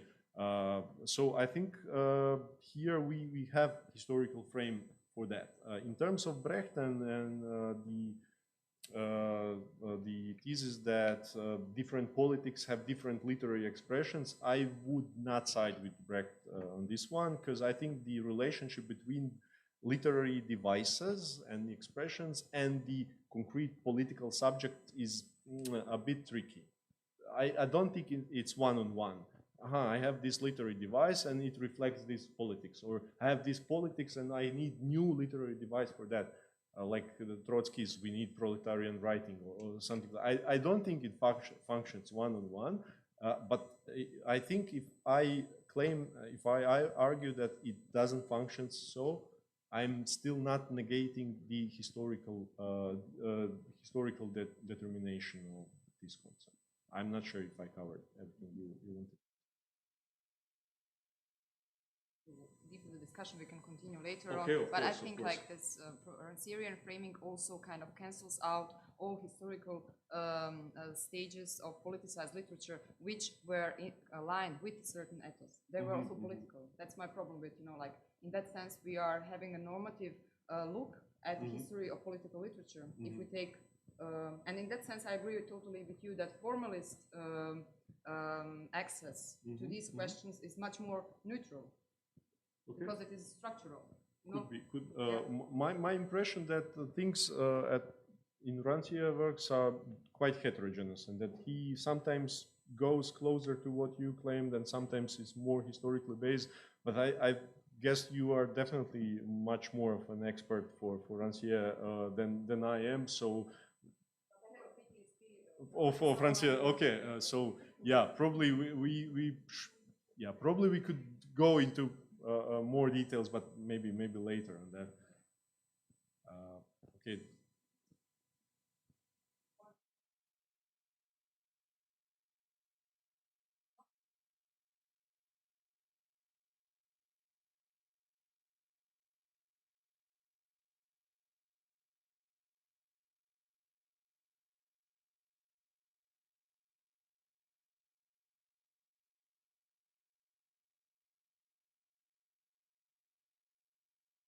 Our next speaker is Tomasz MIZERKIEWICZ from the Faculty of Polish and Classical Philology from Adam Mickiewicz University in Poznań. He is leader of the Polish team in our consortium, currently also editor-in-chief of the bilingual online magazine Forum Poetyki, Forum of Poetics. And his fields of specialization are theory of literature and Polish literature of the 20th and 21st centuries. I want to mention one, or his latest monograph titled in Polish, and I give you the translation, Non-Contemporariness, Experience of Time in the Latest Polish Literature from 2021, and perhaps a related paper, and something also which has to do with our project-related Imaginaries of the Future, paper titled Crystals, Seeds, the Future in Recent Polish Literature from 2022. Tomasz, I will not go into details anymore. I think I announced a lot of elements from your argument also by reading or saying something about the abstract. So please, the floor is yours, and thank you for preparing your paper.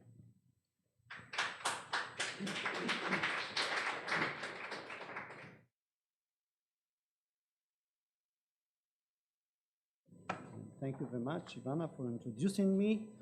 I feel that some of the things I will say about these perceptions will be very close to what Zvonimir said, so sorry for being a bit redundant in my presentation.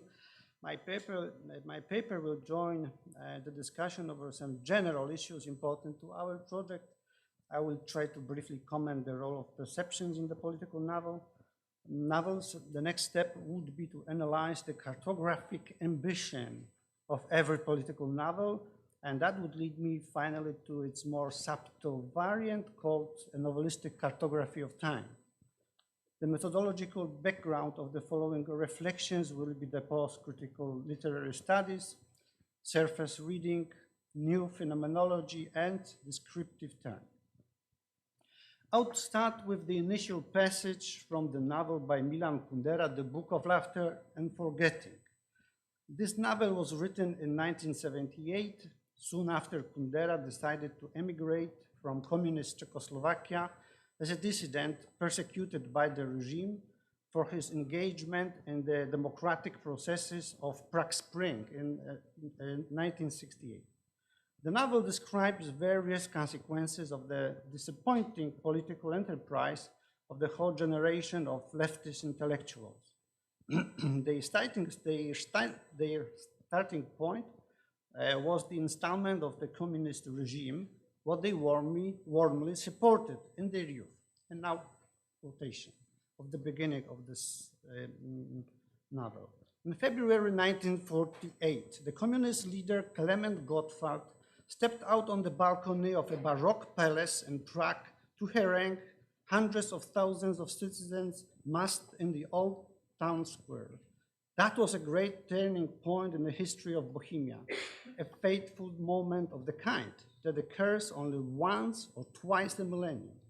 Gottwald was flanked by his comrades, with Clementis standing close to him. It was snowing and cold, and Gottwald was bareheaded. Bursting with solicitude, Clementis took off his fur hat and set it on Gottwald's head. The propaganda section made hundreds of thousands of copies of the photograph taken on the balcony where Gottwald, in a fur hat and surrounded by his comrades, spoke to the people. On that balcony, the history of communist Bohemia began. Every child knew that photograph from seeing it on posters and in school books and museums. 4 years later, Clementis was charged with treason and hanged. The propaganda section immediately made him vanish from history and, of course, from all photographs. Ever since, Gottwald has been alone on the balcony. Where Clementis stood, there is only the bare palace wall. Nothing remains of Clementis but the fair head on Gottwald's head. The inaugurative passage from Kundera's novel includes the reference to the imprinted perception of a powerful political event. The image of the place and moment of seizing power by the Czech and Slovakian communists is being reproduced, i.e. petrified, as a founding perception, an iconic picture of the new order. The reader of the novel is fully aware of the fact that this perception, among many others, was desirable by the power so as to control perceptive activities of the citizen, direct them, steer their emotions, and so on. This is what every power does, and we can easily point at the political novels of socialistic realism as an example of their being in sync with the processes of stabilizing and reproducing this mode of perceiving the ruling political order. But the passage is quickly complicating this pathetic style of reproduction of founding perception, since the narrator tells us a dramatic story of manipulations concerning the famous primordial scene. The novel occurs to belong to the critical narratives, disclosing these cynical operations on the perceptive field of the politics. Erasing the cursed politician from iconic pictures has analogous practices in the political novels of socialist realism, where new editions of the book written by the regime servants had some discreet makeup or proofreading, adjusting the book to the most current demands of the party. This is why every important political novel of socialistic realism was, by the definition, a new and different edition, though these acts of the political makeup were as secret as the removal of Clementis from the picture with Gottwald. Revealing this kind of manipulation is the domain of the critical perceptions of the political novels of some kind. They invest most of the reader's attention in training his suspicion in the official perceptive field of the political order. Tragic and a bit comically stubborn remaining of the Clementi's, the fair cat on the Gottwald head, was training in distrust and critical analysis of every official use of the perceptions in the public sphere by the hegemonic powers of a given time. Developing the mistrust as a basic activity of some political novels is necessary to break ties with the most aggressive perceptive imprints imposed on the citizens by the rulers. However, right after the initial part of the book, the narrator follows the Czech resistance hero of Prague Spring, who is being spied by the Secret Service, but nonetheless decides for a risky trip for his former lover. And there occurs not to advocate fully this independent activist, because the man wants to destroy some letters communicating his true love to the unattractive girl from his past. So he is as much intoxicated by the need to control the perception of the past as the communist regime. Definitely the novel does not limit its perceptive adventure to the model of the suspicious vivisection of the official political perceptions. Chapter by chapter, it builds some composition called the novel in the form of variations, where the same scenes and problems are recurring in an unexpected places and sometimes in a new disguise. The iconic scene from balcony is described few more times, the same as the theme of memory, manipulation, disappointment, and other issues raised in the inaugurative paragraph. The form of the novel is to produce the maximum concentration on the chosen topics. That is why the novelist accepted calling his book a phenomenological writing, with some reservation concerning the important difference between philosophical and artistic way of treating phenomenological enterprises. The novel aims to become a unique tool for a long-lasting study where the composition and recurring of the perceptions put in a new light and perspective should result in the heightened awareness of them, raise intensity of the studied phenomena, maximize concentration on them. The novel builds readers' perceptive faculties and prepares them for independent activity also in the political domains.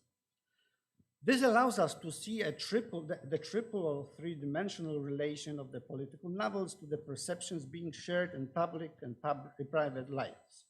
Political novel can be involved in the reproduction of the perceptions disseminated by the hegemonic powers or by the eye on the sky, controlling with this perceptive pattern the whole territory of sensibility.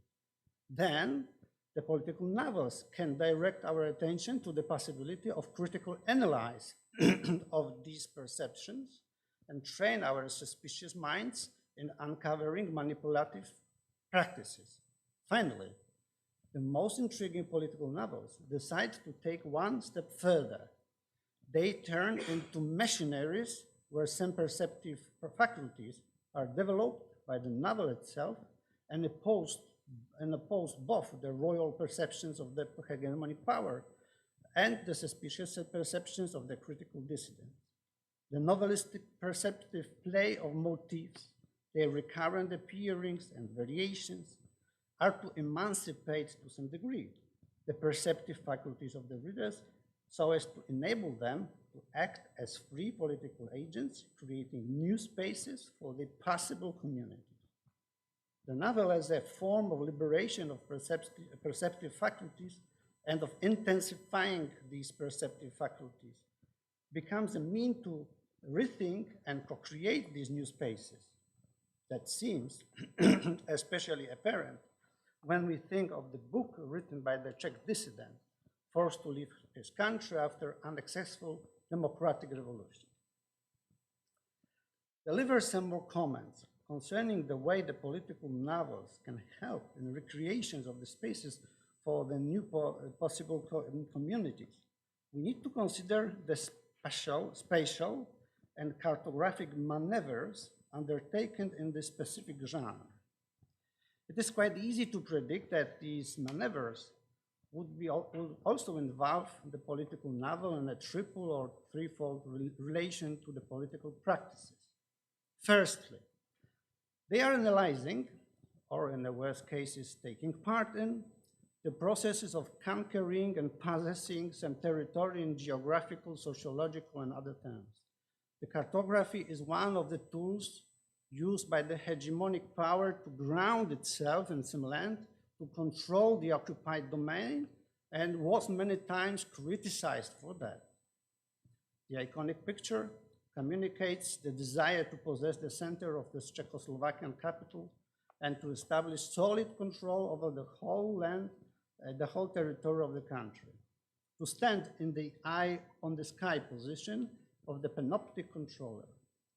The cartographic the covering of the whole land is a typical for the imaginary of the political novels supporting regimes. Secondly, the political novel in some cases takes part in or notices acts of resistance and acts subverting dominant cartographic practices of hegemonic powers. There, the cartography is treated as merely constructed, artificial, or at best being the result of somebody's interpretation. These political novels trace possibility of deterritorialization, to use Guattari's and Deleuze's term, such as in the case of the Book of Laughter and Forgetting, the misleading journey of the dissident escaping control of the spying secret service agents. An attempt of the cartography to completely cover the land and extend the power's control over citizens is in such cases undermined or mocked, and the power loses its solid grounding.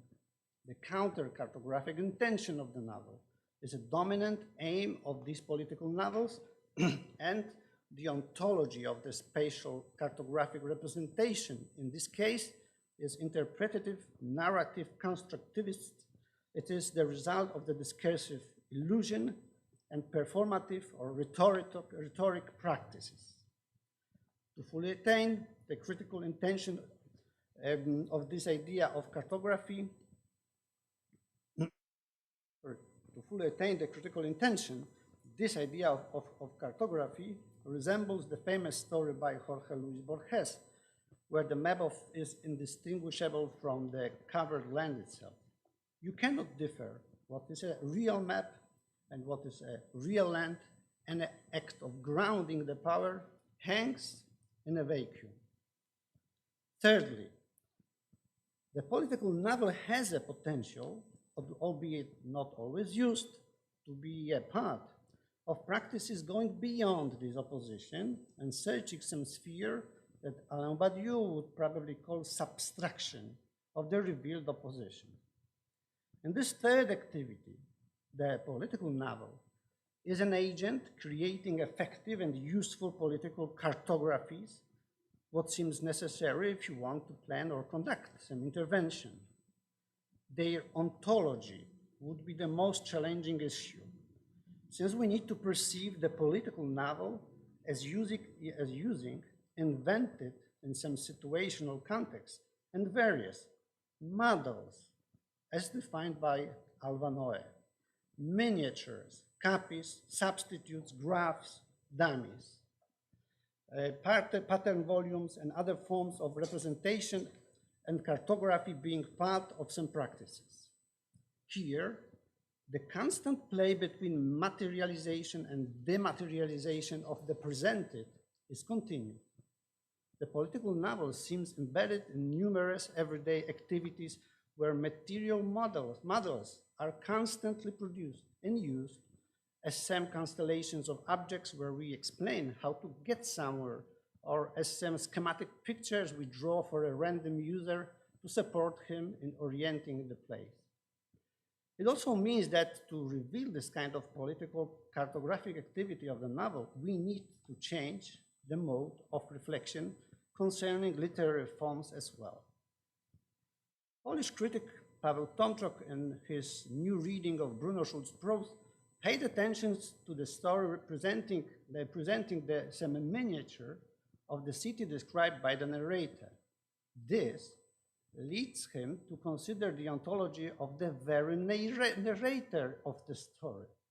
In a manner similar to the play of materialization and dematerialization of the presented worlds in the model called miniature, the narrator is also treated as being involved in the constant drama of his presence-absence. There are moments when the narrator is just an abstract dimension of the story, as most of the contemporary theorists taught us to think. But in other cases, he is obviously presenting his bodily gestures, commenting his voice timbre, behaving as the storyteller from oral traditions of literature. So, this is what Tomczak says. The story is to be read as a sequence of materializations and dematerializations of the narrator.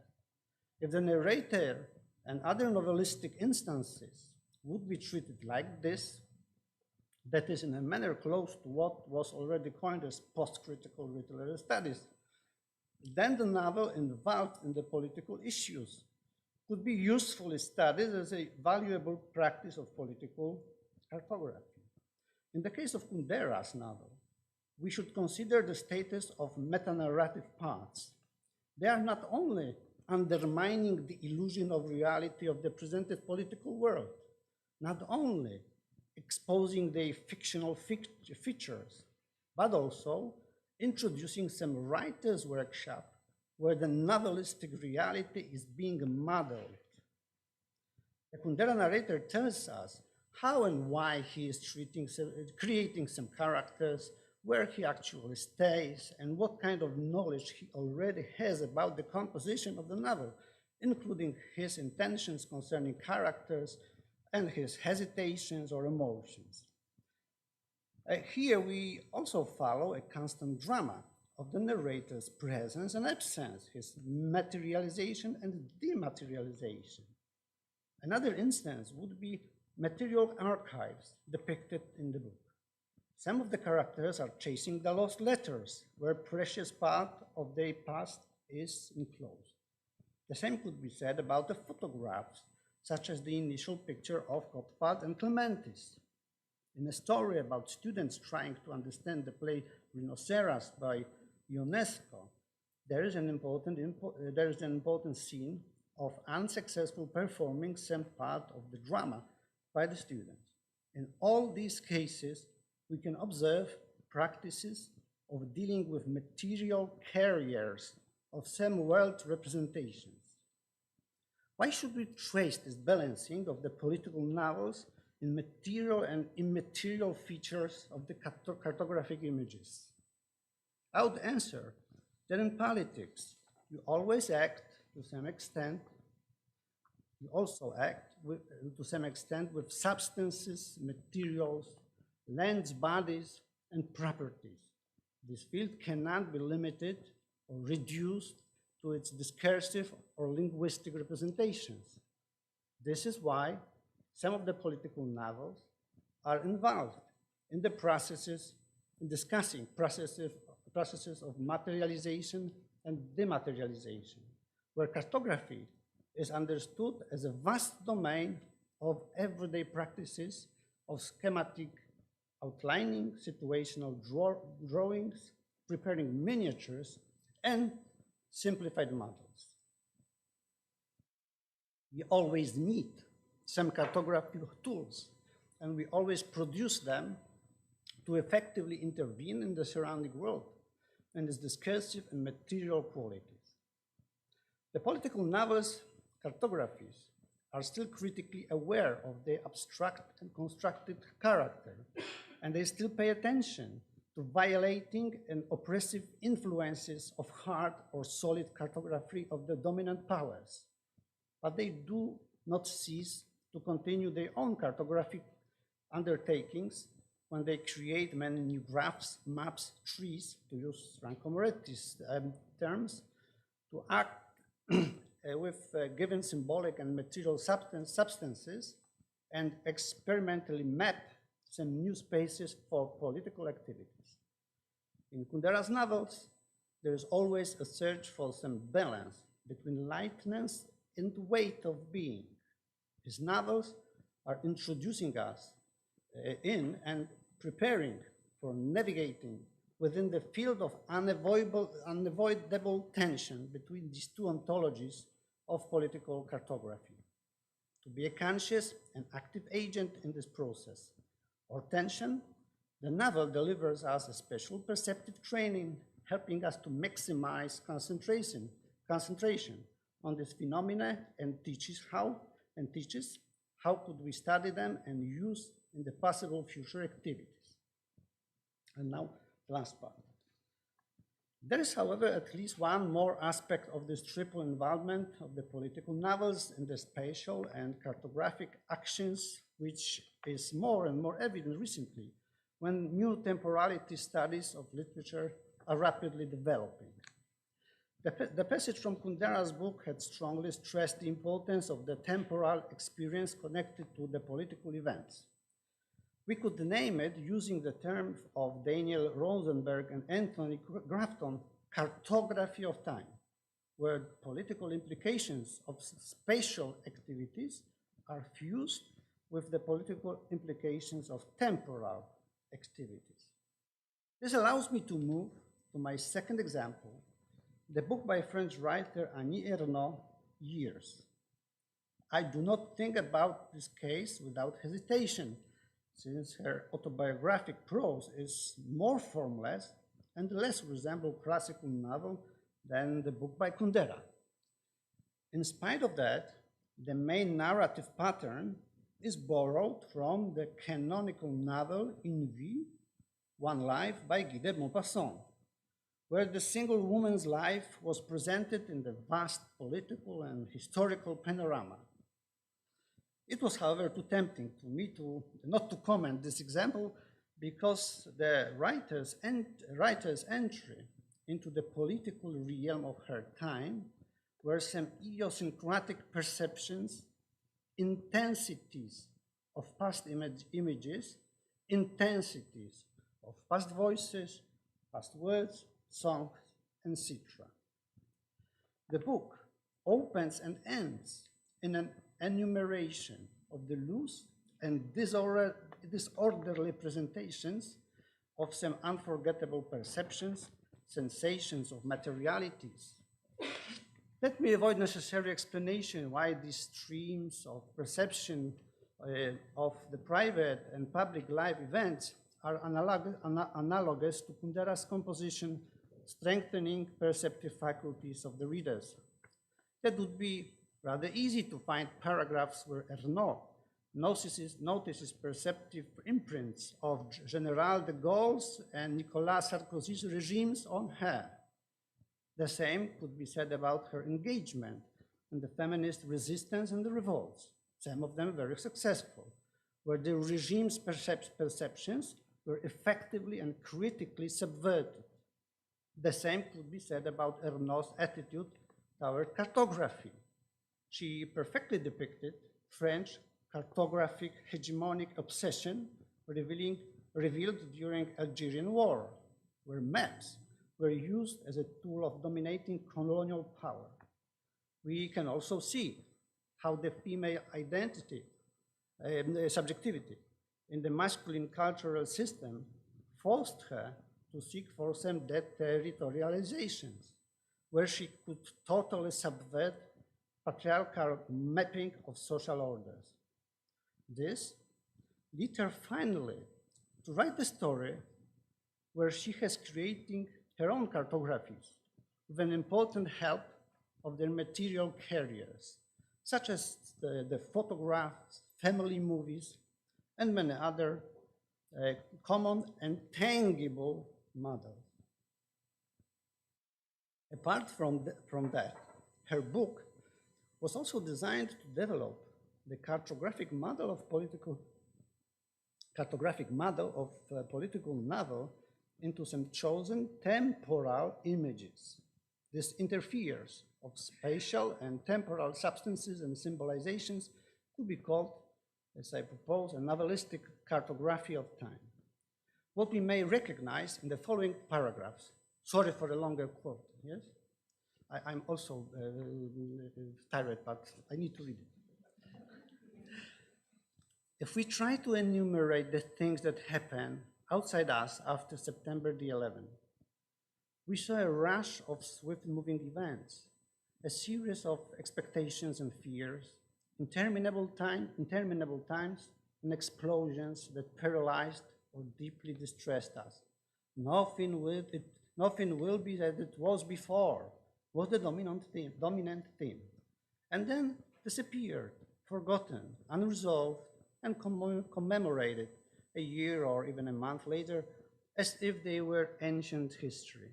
There was April 21, the war in Iraq, which fortunately did not include us, and the death of John Paul II, another pope whose name we hadn't retained, let alone his number, the bombing of the Etoha station, the great festive evening for the no vote in the European Constitution referendum, incendiary nights in rioting in the banlieue, Florence Aubenas, the London terrorist attacks, the Lebanon war between Israel and Hezbollah, the Indian Ocean tsunami, Saddam rooted out of the hole and hanged, no one knew when, nebulous epidemics, SARS, avian flu, everything seemed overwhelming. The United States was the master of time and space, which it occupied according to its needs and interests. Everywhere, the rich grew richer and the poor grew poorer. People slept in tents all along the Boulevard Périphérique. The young sneered, "Welcome to the world of shit," and briefly rebelled. Only the retired were satisfied and sought advice on how to save and spend their money, traveled to Thailand, shopped on eBay, and visited Mythic online dating. Where could the revolt come from? What matters to her, on the contrary, is to seize, this is still quotation, is to seize this time that comprises her life on earth at the given period, the time that has coursed through her, the world she has recorded merely by living.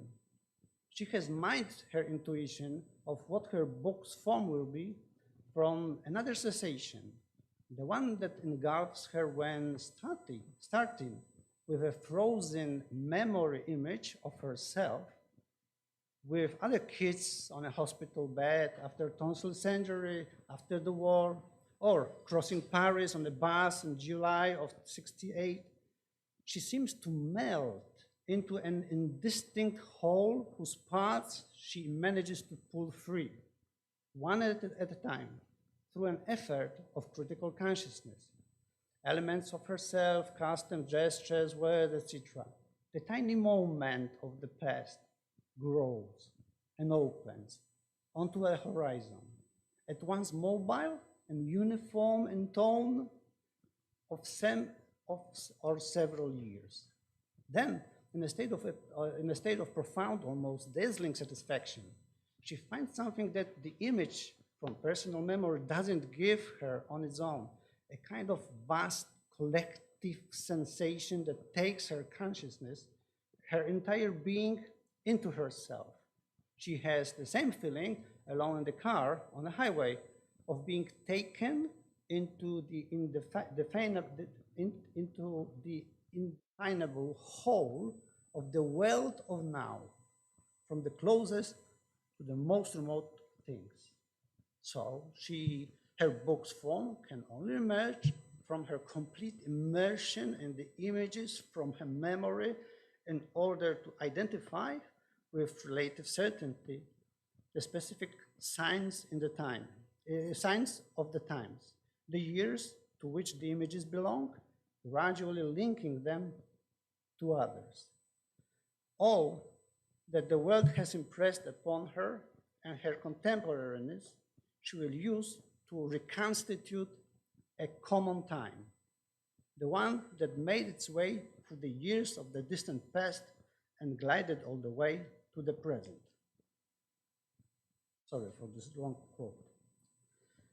This longer quote opens, sorry for the redundant statement, the threefold relation to the political novel to temporal issues. We have example of a dominant power, which is United States, globally mastering the time and space. In the first decade of the new millennium. The book points also to some other masters of time, namely economic and marketing strategies, synchronizing temporal rhythms on the global scale. The helplessness of that situation, where no revolt is possible, results in a bitter and critical counter-presentation of the radically asynchronic and chaotic mess of all events. This kind of narrative prevents, to some extent, from influences of the global cartography of time, exposing its totalizing, homogenic, violating, and constructed ontology. And here, Ernaud is deciding to take one step further as well. During all these years, she could not start her story about herself as a woman in time, because she did not possess basic perceptive clue or reason distinguishable from the overwhelming mass of events and their imposed perceptions. Instead of reproducing media or political images, and instead of just melancholically subverting them, she needed to turn her book, as we could read, into the machinery, maximizing her idiosyncratic sensations of peculiar personal time images, studying the intensities and thus liberating her perceptive faculties. The moment of immersion in the frozen images of the past was connected with the sensation of melting these images' materialities, loosely dispersing them and regaining that time's awareness of sharing all substances with others, which is even more radical when we think how worthless could be those materialities of time after decades when they stop being anybody's commodities. To obtain this kind of temporal liberation of the past, she must sense it as material mass of impulses. So she even uses the metaphor of tone, and we could connect her writing to the mood or atmosphere in a literary work, what Hans Ulrich Gumbrecht has recaptured for literary studies, stressing their importance for the dimension of presence. This is what exactly seems to happen in a quoted paragraph. The liberating potential of the idiosyncratic perception of the past event is bound to its fleeting presence, or to be more precise, to the immersion in its more and more powerfully sensed interplay of its presence and absence. The main objective of Ernaud's narrative was to reconstitute a common time, and this time is common when it has some material properties that can be derived from the image. The time is common, as every substance was basically common in a specific time. What is more vivid after decades, when they usually lost their significance for master political cartographies.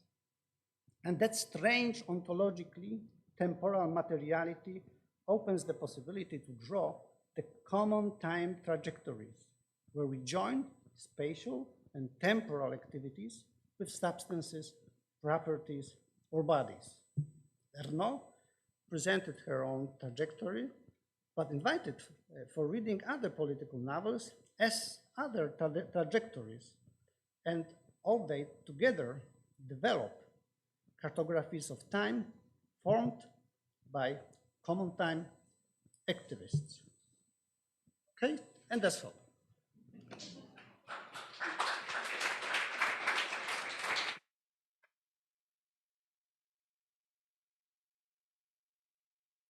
Your wonderful lecture. We have about, we have to agree how long do we want to go with time, for about 10 minutes, and then we will all together,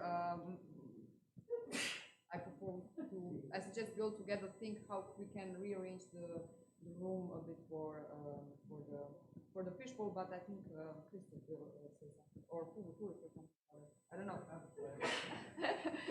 Sorry, I didn't want to. We'll come to that later. Now it's time to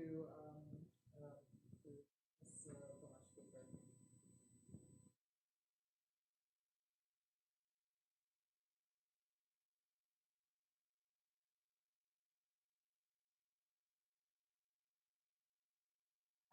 That metaphor of cartography throughout your paper, and this is a comment really as much as a question, but I think that what you're also suggesting is that the novel can offer as a map of the world, but we should be attentive to the power structures that lie behind that mapping, because by mapping as a clear path, a political novel can also be leading us in one particular direction, where as readers we might be better off getting lost. If getting lost is to be able to see the what I think you were referring to as a totalizing ontology, being able to see then those structures of power that lie behind the framing of our reality in the novel. So thank you very much for that, because I think that was a really great use of our metaphor of cartography. Yes. I would just add one comment. Of course, I was limited by Ivana, so I couldn't fully explain my argument, but I mean, of course, there's something more to say about this first cartography, which was developed in modern Europe, right?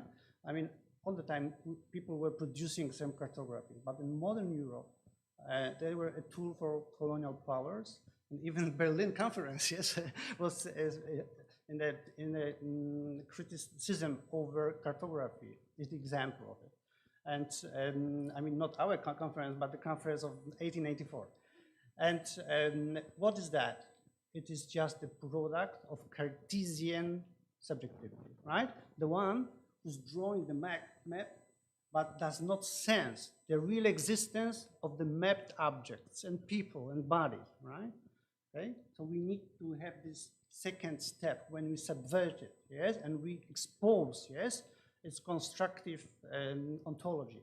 But this is not, for me, what the political novels, some of the political novels end up with, yes, because they say we need cartographies all the time, yes, but what kind of cartographies?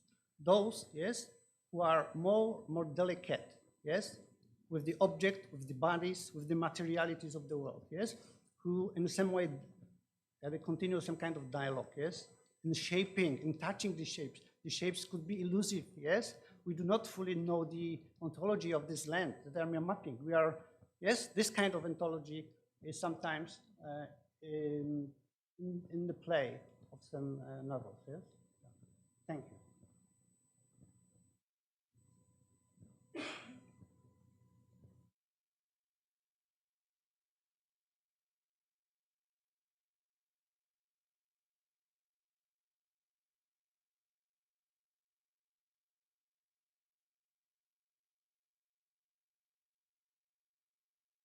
That could be more, not careful, but I just didn't get the... Delicate, yeah, I mean, delicate, yeah, because they I mean, this act of mapping, yes, in the third case, yes, is aware of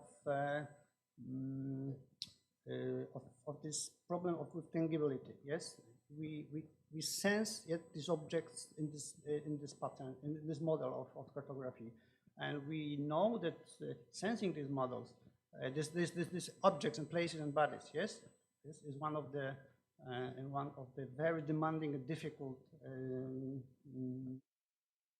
tasks, yes, and it is nothing like flat cartography, yes, where you say, okay, I have presented the whole territory. Yes?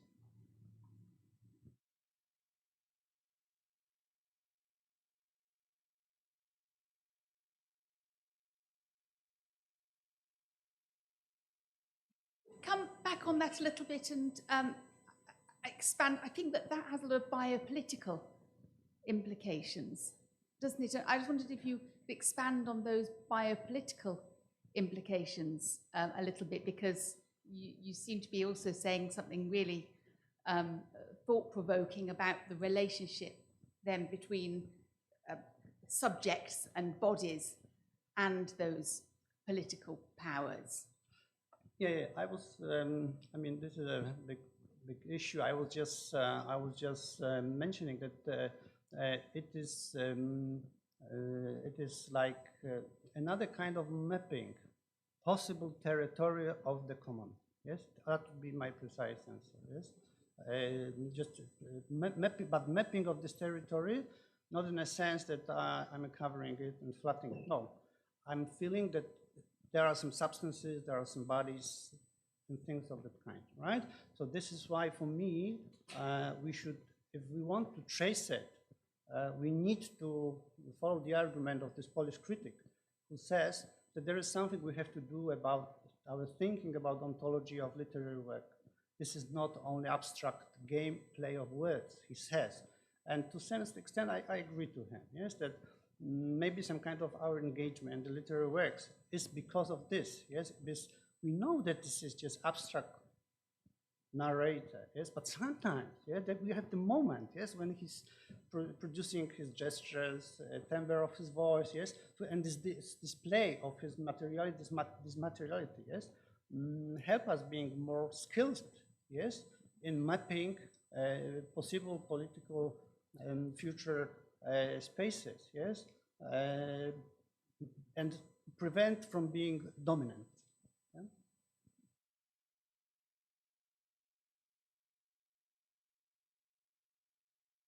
That was wonderful. I wanted to ask you about the political, in the political novel. You referenced Kundera, and there's some issues around his novels that I would question, but it's very easy in a repressive regime to know what the political novel is. Mm-hmm. It's much harder in the times we live in today to qualify the novel as political and as having effects. Because in a sense, the societies we live in now say you can write anything. You can transgress in any possible way. There are no limits to the literary or to what can be said. And in fact, echoing Slavoj Žižek, those transgressions are almost articulated to the very logics and workings of neoliberal capital. So in what sense does that logic that for Kundera is quite easy, in what sense is that possible today? And in what sense might it replicate the effects that in a repressive regime the novel perhaps can? Yes, yes. It is easy to ask such a general question, yes, I'm just joking. I mean, to be honest, yes, of course, it is not easy to find this power in the political novel, this agency in the political novel, as said. But when I was listening to the presentation by ZRINKA and ZVONIMIR, I was just thinking about one thing, yes, that maybe the answer is that a political novel is putting the political in the form of the novel. Okay, so this form of the novel is what is the whole potential. Yes, we have the set of events that, as like in Erno writing about the beginning of the millennium. We know the set of events as well. Everyone knows this from the media, from blogs and so on. But she decided, yes, to put it in a pattern of Guy de Maupassant novel, yes? So that's all the whole trick is that, yes? And of course, we cannot say that that will destroy some authoritarian regime, yes? But we think that some perceptive and some, philosophical potential is in this maneuver, in this very trick, yes? That you put the political in the form of the novel, right? And this form of the novel could be very different. This could be Guy de Maupassant, which is very strange, yes?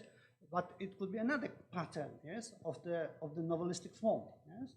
So this is the whole trick, yes, that you add, yes, to this example, because this is Polish literary example connected with this idea that political novel occurs when there is a political change. Polish political novels, in fact, appears 100 years ago when we regained independence, right? And soon after regaining independence, the whole political sphere turned into scandals, party opposition, yes, and some lowest kind of political party struggle, okay? And then appeared the set of novels who proposed, yes, another form for the political, right? And that was the whole powerful impact of these novels, right? Okay.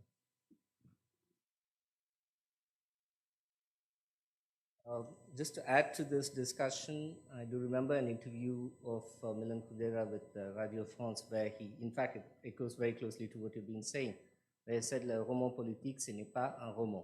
The political novel is not a novel in the first place. And there's a reason for Kundera to actually go about this, because he looks at what you said, how the political is embedded within the novel. And for him, it was rather the art of the novel itself as a form, and more importantly, that of the novelist. And that had a lot to do with the idea of how we make sense of temporality and history. So if you would, he outlines like three people who, three kinds of actors who set this discursive framework for larger society to understand history: politicians, historians, and novelists. Yeah. So where the role of the politician with regards to history is to subject it to some immediate purposes. That of the historian is to codify it and to enable a particular narrative. But however, as opposed to the other two, the role of the novelist was in which the order of history is subverted. It's just like it kind of the whole constellation, the whole thing is put into question. This assumed temporality or this assumed narrative nature of history itself. And that's for a long time, Kundera never liked. To add to that, he never liked of him being called a political novelist. He thought that the political novel is not a novel. If you were to put that kind of strict label to it, but rather that's why and he outlines this even better in his book, The Art of the Novel itself, which is where it's the conflict is between memory and forgetting, and what is to be remembered is what the historian novelist chooses selectively at the detriment of other aspects of history, exactly to subvert the order that history imposes on us. So just thought I would add. Yeah, I know that he had a reservation about this kind of qualification because he was a political dissident, and it was dominant reading of his novels when he moved for the exile. So that is understandable. Maybe to some degree there was some definition of political novel, yes, that was very important during his time, yes, and it was also important in Polish underground writing. So we know this is dealing with very most update events, but nonetheless, in the form of the novel, yes, he put some political events, and he wanted, yes, to reshape them, yes, to give them new shape. Yes, so this is the whole my argument. Yes, and there is an extra potential in that. Yes, maybe he would not call it political. Yes, but he did something about the political, right?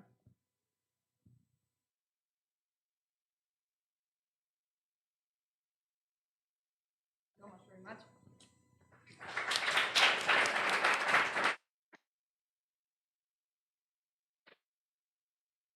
I think these last couple of questions anticipate very nicely what we want to touch upon tomorrow at the round table, which will be in German. But we hope that some of you are nevertheless interested, or if we that we can manage the translation somehow. But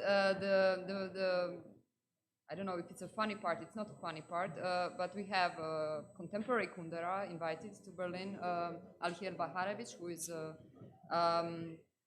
Belarusian contemporary author who claims not to be a political author, but he was listed on the state list of extremist literatures or extremist authors. So we have kind of a similar case going on in as he says, last dictatorship of Europe. Anyway, we will now go into a short break, and then we continue with the Fishbowl, which where we plan to kind of sum up and continue or deepen the discussions we had today, but in a perhaps more relaxed, non-frontal shape. Thank you very much for all your questions and participation and for coming here. I think we can go now into the dessert break.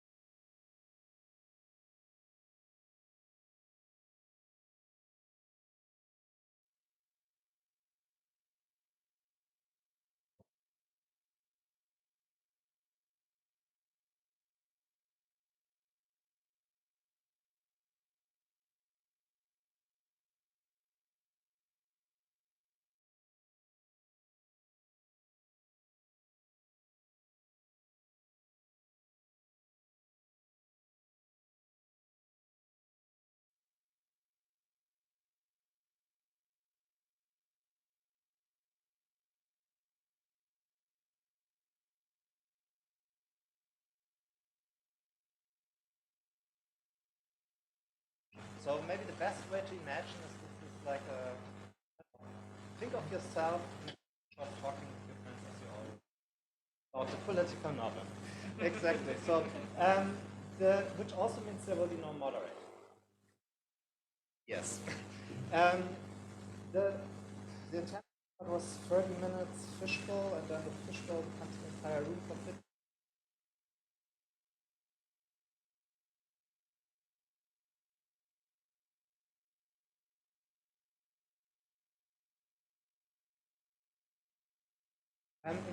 Okay, because the idea we had, that's also good, we could probably do this as well.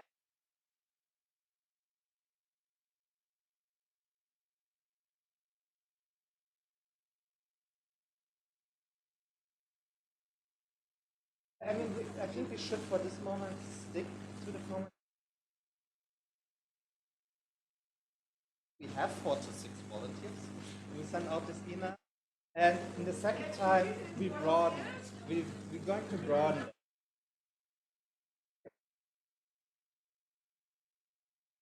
More volunteers. Fishbowl, sit down. Two. One technical question. Wait. Technical question. Yeah. Who wins? Who wins? No one wins. Okay, 3. At least one more person would be great. Perfect. Number 5 or 6?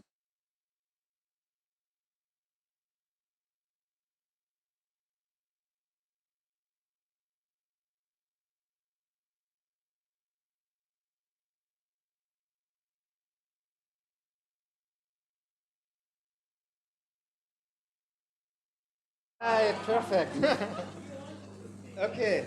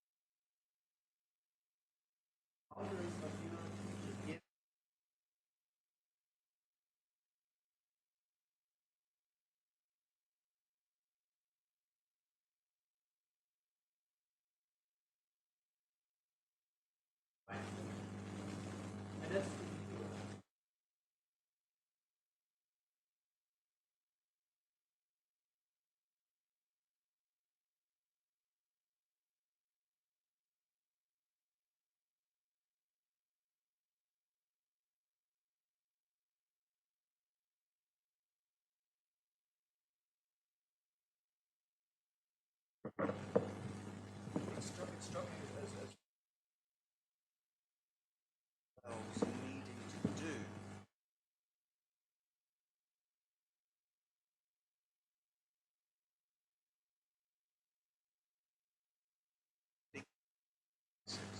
For example, one of the text portraits I did is Lee Smith's Summer, which is a deliberate reaction to Brexit and to the post-truth Trumpian era. It's very different in kind to what I think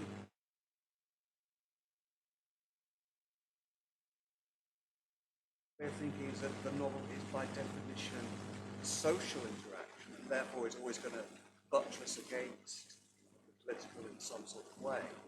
So do we need to make a distinction between the political intervention of the novel and the political ramifications of the novel as a genre?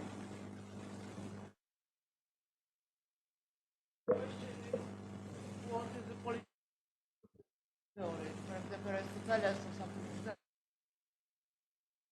Oh, well. No,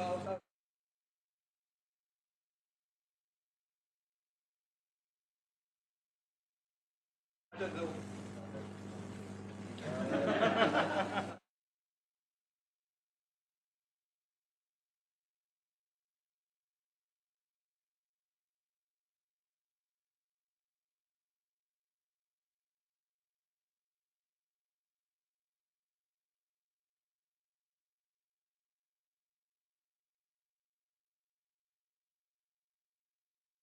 Identifying those two things as linked into what's known as the political foundation.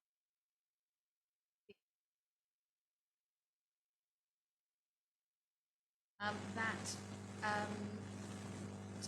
when thinking about what would define a properly political novel, it may be, for example, that theorists focused on novels as interventions producing change, underpinned by, for example, in some cases, frameworks of dialectical material.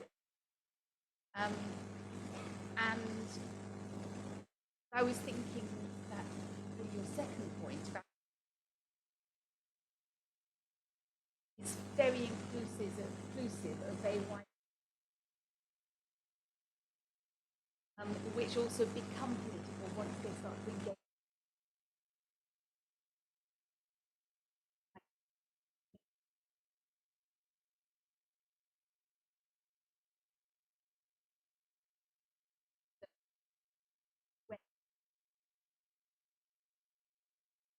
By readers and starts to then act on problems.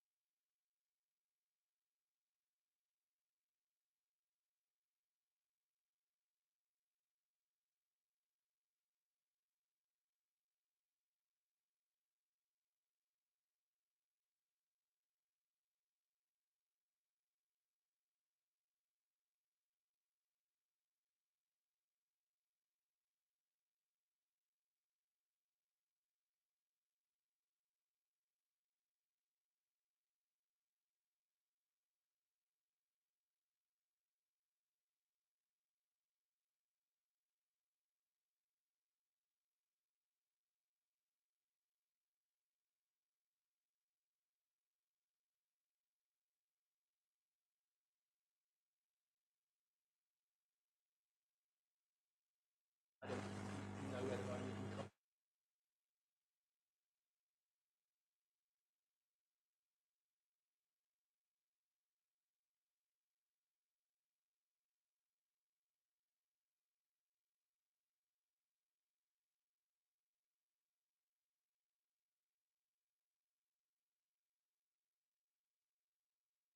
and say,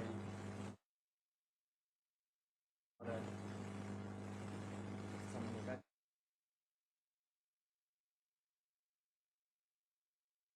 if I just read and then go, that doesn't seem to me to be political, even if the intention.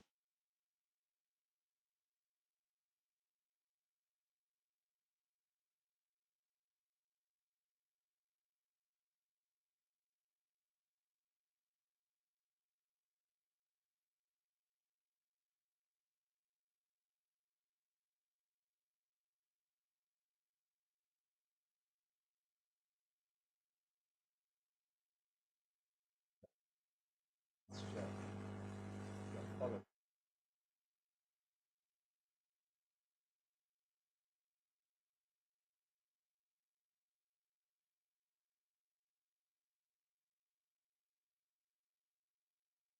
Many senses, many potential senses of this novel,